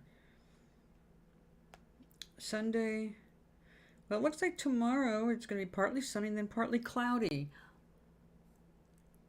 Is the partly sunny to just cheer people up and make them anticipate a brighter day? People are walking around like this. Their faces are as dark as the sky. It's sad. Cheer up, people. It's just weather. Let us not take it into our spirits. Well, I'll do a card. A card for us all. Sacred geometry activations, because they're colorful. And we pull fertility. Oh, fertility is a really pretty card. I'll show you.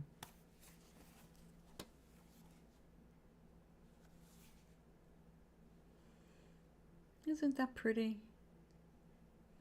I don't think I can get any closer. It does remind me of pizza. Oh dear.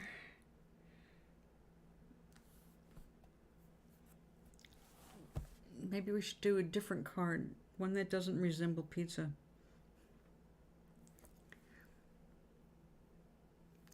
So Meg, are you ordering a pizza?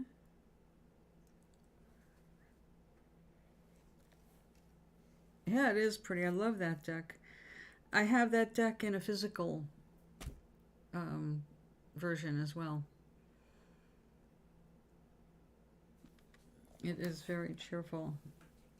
No, the word's not cheerful. It's really deep. It's a deep deck. I'm very, very fond of it.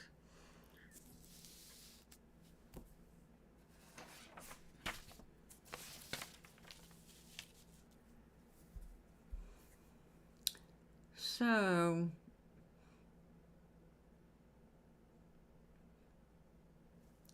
I'm very tempted to, I'm not sure I'll be able to, oh, that's right. Hold off. Yeah, you do not need that kind of exercising. You need soft, not applesauce soft, but softer something. Yeah, like no toast, nothing crisp. Just scratch things up where you don't want things scratched.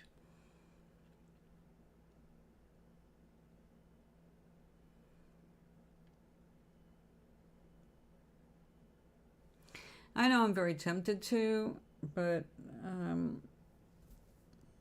yeah, you know, I have to fight with myself. It's hard for me to order food out. Yeah, all right. When I have food in the house, I have plenty of food to eat in the house. Nothing is defrosted, but that's fine because nothing has to be defrosted. I've got stuff that I can just... I didn't defrost any chicken because I just finished my chicken from last night. So it's like I already had chicken today. Boring. So I didn't bother defrosting any, figuring I got tilapia, I have salmon. I just got some Italian sausages, which I will eat if I am in control of the sausage a bit, but I just don't trust cheap shit. You know, I don't know what they're doing with making mass amounts pizza, you know, so there's just some things I leave off.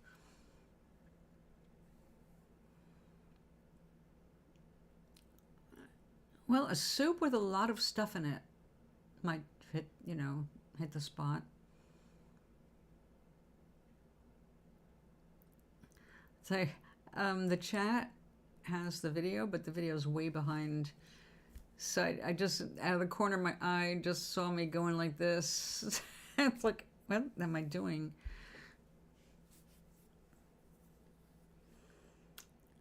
Behave myself on camera. All right. I should address eating because I'm trying to create a new... I ended up... Yeah, I understand. I understand. It just depends, you know, because like bean soups are heartier, and like I love a white Italian bean soup, and minestrone, another Italian bean and macaroni soup. So if it has enough heartiness, I don't mind having soup, you know, multiple times in a week. But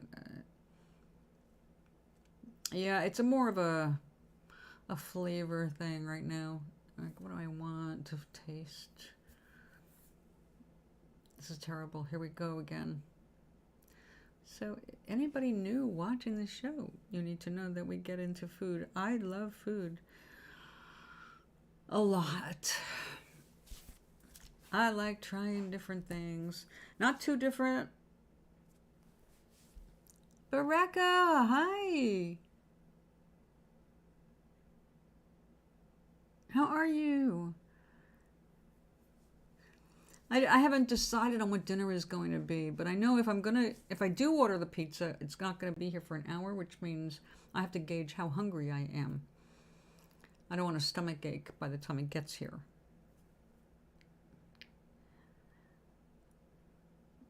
A Happy New Year. I didn't have a chance to tell you that. So, yay. How are you feeling?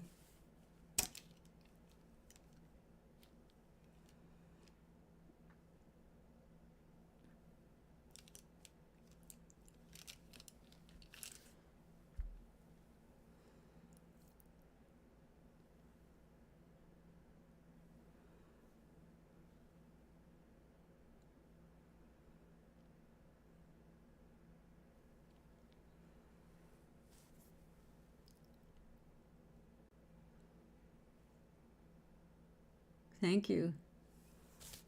I'm actually reading it on my phone.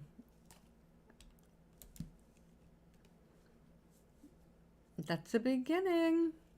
You got to start, right? Hang in there until you can make some changes.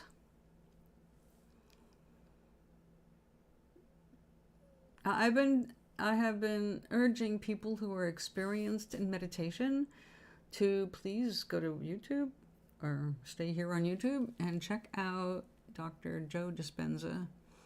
His meditations, his talks, They go back a decade, so I mean, there's plenty of stuff to find. Most of them are interviews, but lots of meditations, and especially the stuff over the last year. He's written a bunch of books, but I can't afford to buy books right now. And if my library does not stock his stuff, then it'll be a while before I get to read too much. But just what I have gleaned from the lectures and all the other stuff, it's like, I'm in bliss. I'm in Blissville. So definitely an elevated experience to work with his exercises. So I'm going to suggest that you already know what meditation is like and how to do it. Then he's the next step.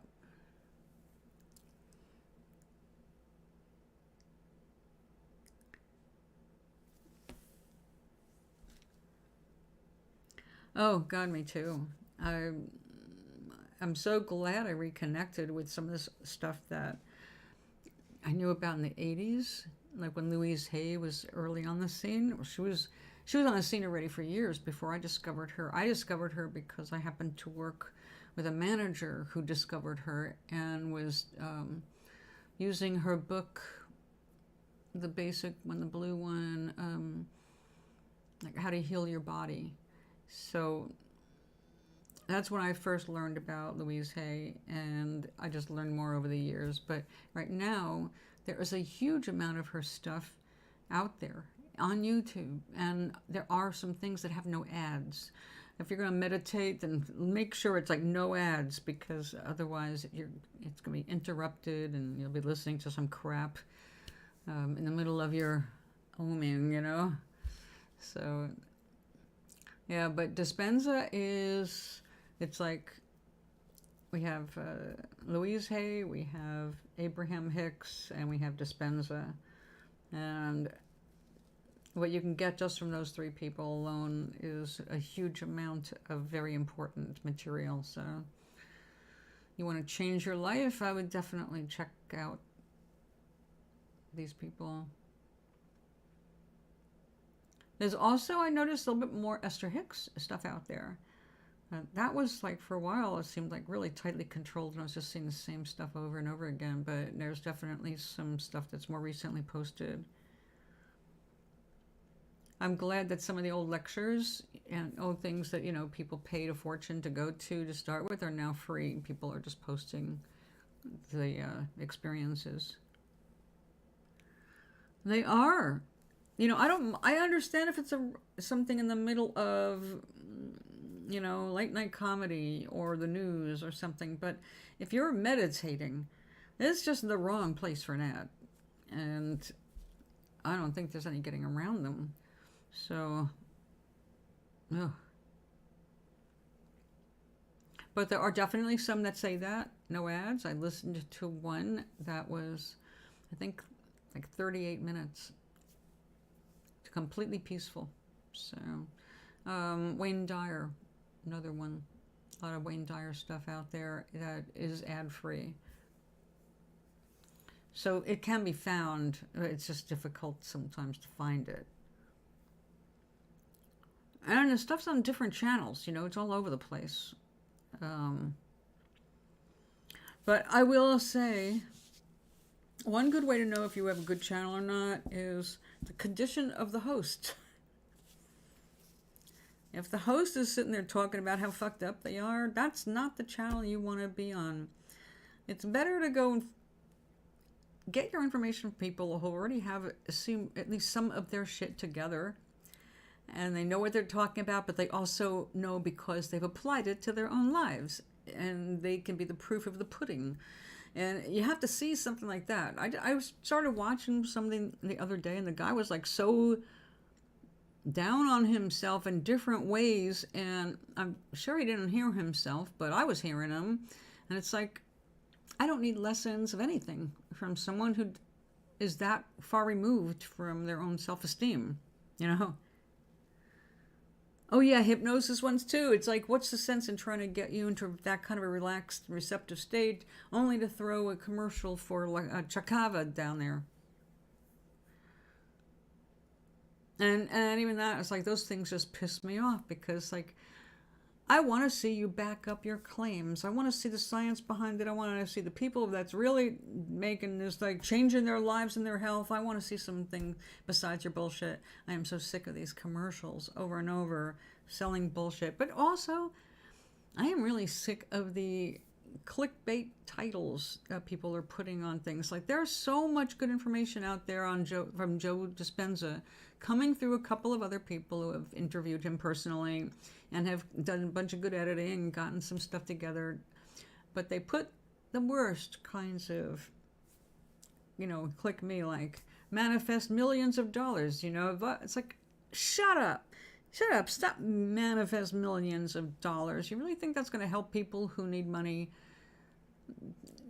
They're still trying to figure out how to manifest $200 or $300 or $1,000, and you're talking about multiple millions. That's too far out of their ballpark. They have to have something that they can focus on that's a little bit closer to what they believe is possible. And you can't keep throwing people out into the field and going, yeah, okay, don't worry, you don't have a thing to your name, but don't worry, you'll end up with millions within several days of just doing this one exercise. So, all right. So if I was like super rich, then I would really be trying very hard to make it a law that people cannot do false advertising. I mean, you can sue people, but most people aren't going to go after someone like these, watch a Chava or a this or that commercial. They're not usually going to stop and get down the information, look them up, and then say, I'm starting a suit because these people are full of shit.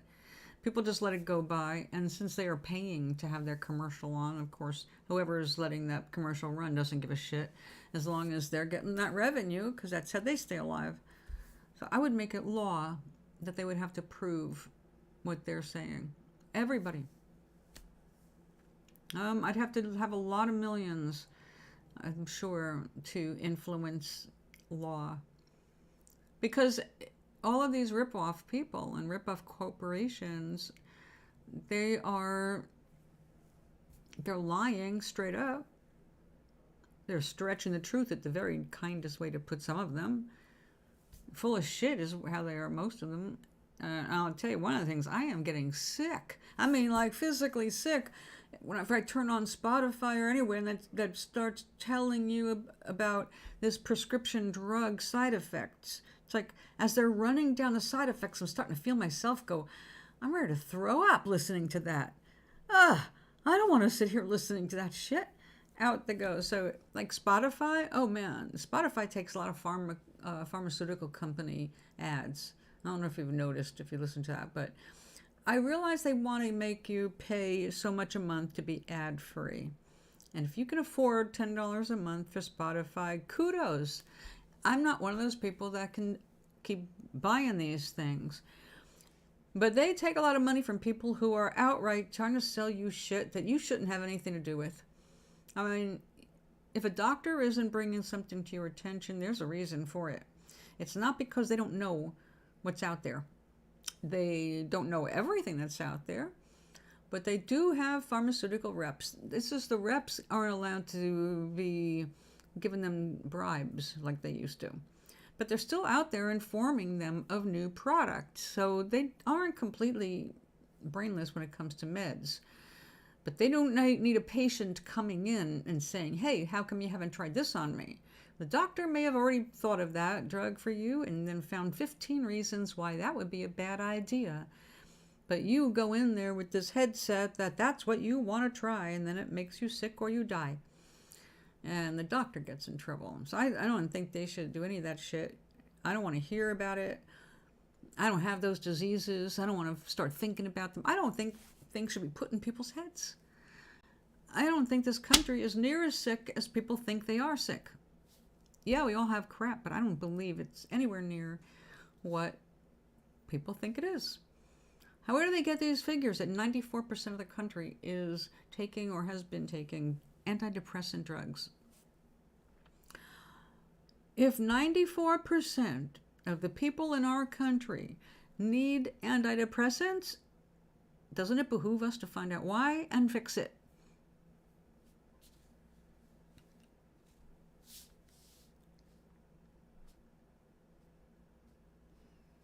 That's right. That's right, Doc. Exactly. They had to stop saying, because they were saying you can make all this money when you go through this trade school. In fact, was you still had to work off your ass and find a place where you could make that kind of money they were boasting about. Yeah, they used to, the trade schools used to hook you up with a job after school. That was the whole deal. Was because those trade schools were not basically they were private. They weren't being paid for by public funds. They were being created by the people who wanted people to work for them, like Ford. It's like, here, go to this school and learn how to work on my cars. Then, of course, it became, oh, we need to train our Americans, so let's get schools. So we started doing more of the, let's have trade schools.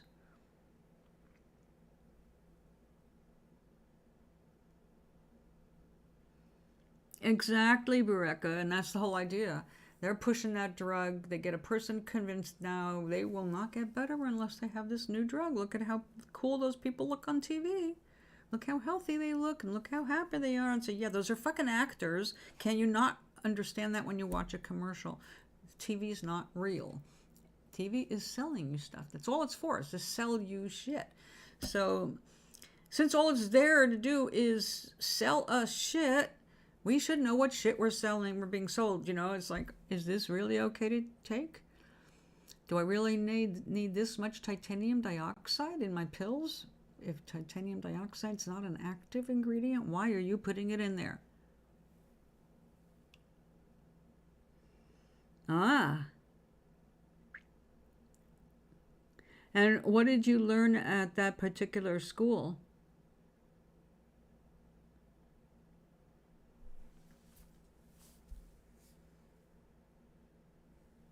Did they have a bunch of different trades, or were they a specialty school that they only taught one or two things?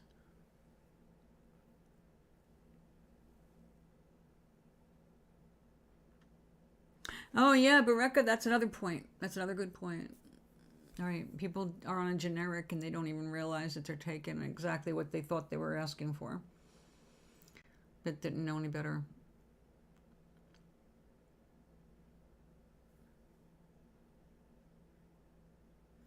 Yeah, we need to find out why and fix the reason. There is no reason, there's no medical reason that so many people in the country should be on these drugs. It's not a medical thing. I think it's a societal thing. We are so used to being our illnesses. We're becoming our drugs. I take this and I take that, and like, look at, this is what I'm on. Oh, this is what I'm on. Ah, there's something wrong, and it's not what everybody's focusing on. Oh, business admin. Yeah, that's a good one. That's what my stepmother did. She went to Pace. So there's a famous New York school that began with a P.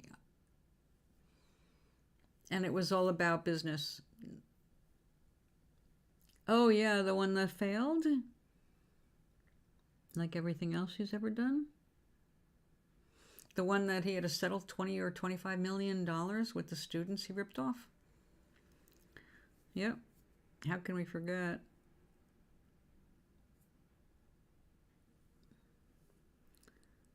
Right, exactly. Quick fix, magic pills, and avoid therapy at all costs.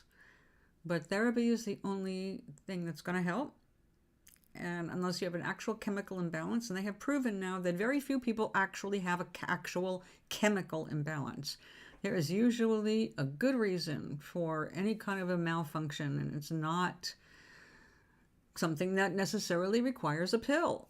The pills are temporary. They're to sedate you, calm you down, keep your shit together while you're working out your problem.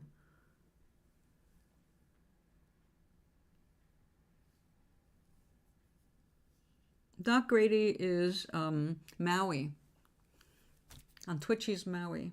That's what you know him as.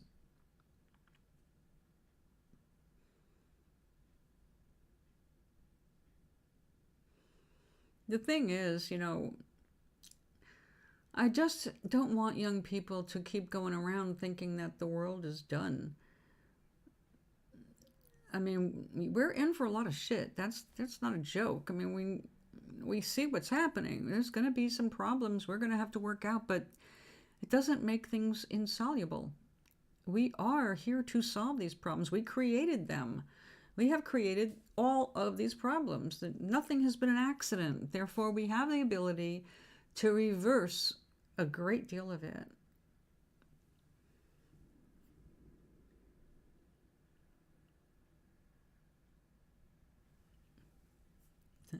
Aloha man. In the 60s, it was, yeah, the world is fucked, but if we get together, we can fix it. We can make it a wonderful place. We can make it great for a lot of people, for most of the people.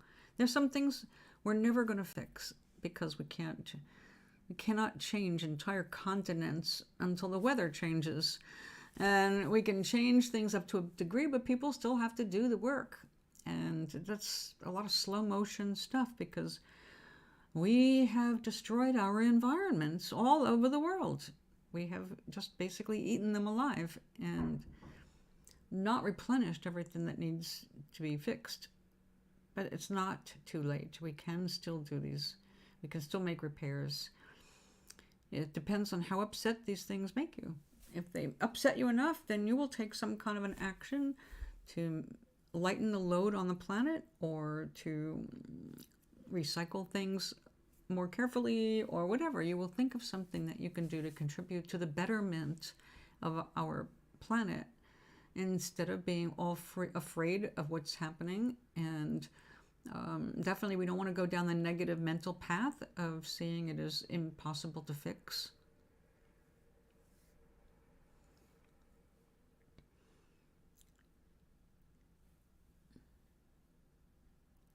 Oh, I've heard of that.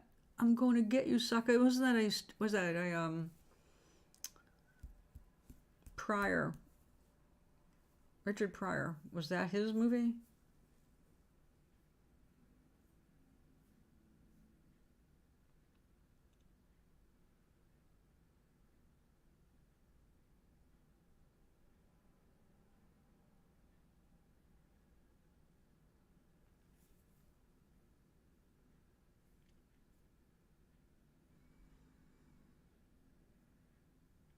Who did it?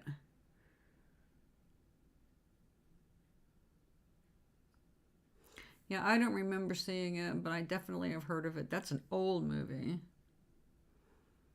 That's like 60s, 70s, right?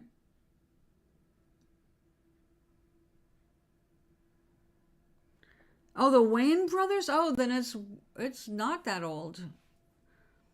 The Wayne brothers.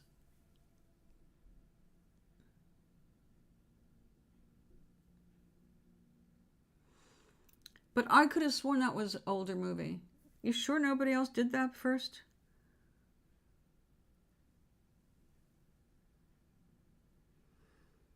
Do you know I've actually seen pizza with fish sticks on it? Not my style.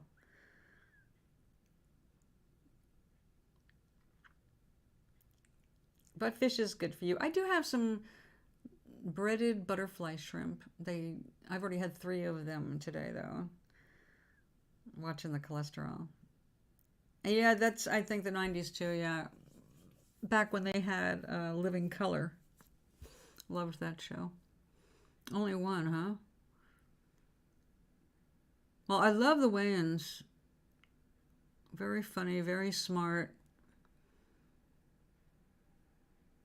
I just can never remember first names. I have to you gotta tell me the first names, but I know the brothers. 1988. Wow, my God, that long ago?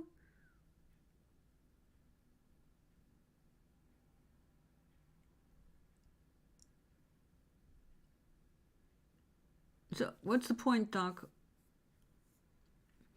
I know you brought it up for a reason, and we just went flying into other stuff. So, what was the point you were trying to make there about the movie?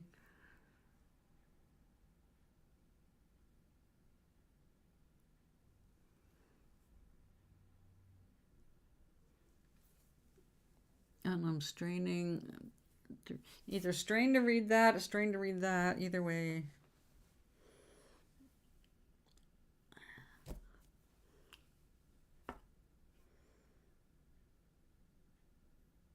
Bat, bat, bat.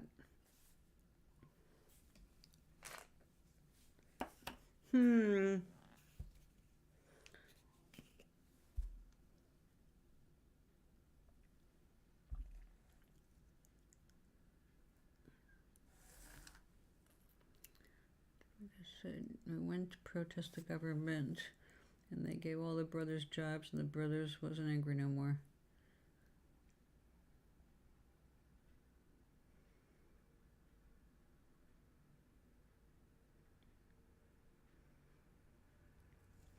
Well, if the reason you're angry is you don't have a job and then they give you a job, and that's pretty good.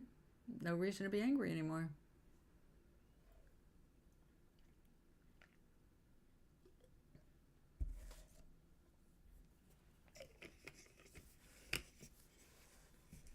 I'll have to look it up.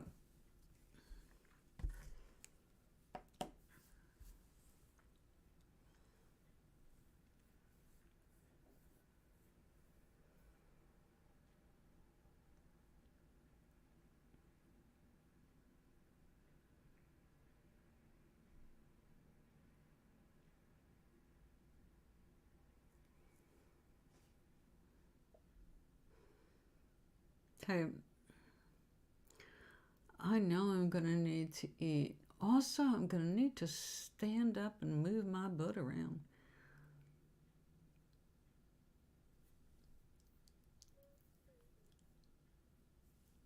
Yeah, I remember hearing that it was. Yeah. Who is that woman? Leslie something. Leslie. She was on Saturday Night Live. She is so funny. She is hosting The Daily Show at night. Trevor Noah had it, and he quit, and she's got a week of hosting, and she is great. I hope they keep her longer. Her and Desi and Dulce. Oh, God. Leslie and Dulce together are freaking brilliant.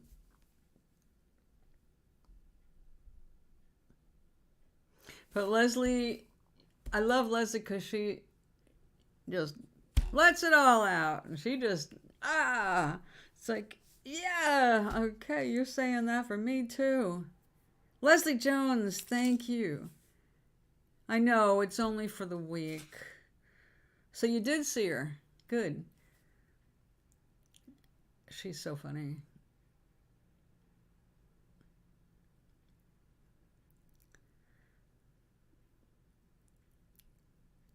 I love that woman.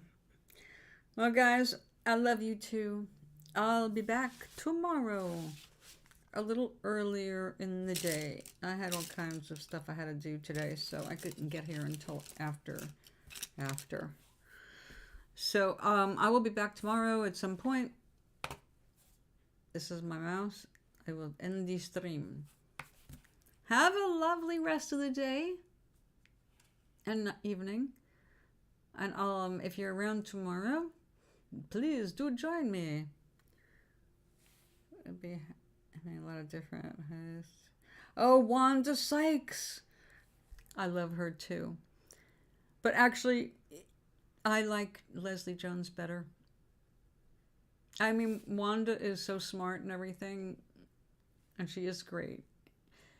I like her style, but Leslie is more out there, and I like that. Sweet dreams.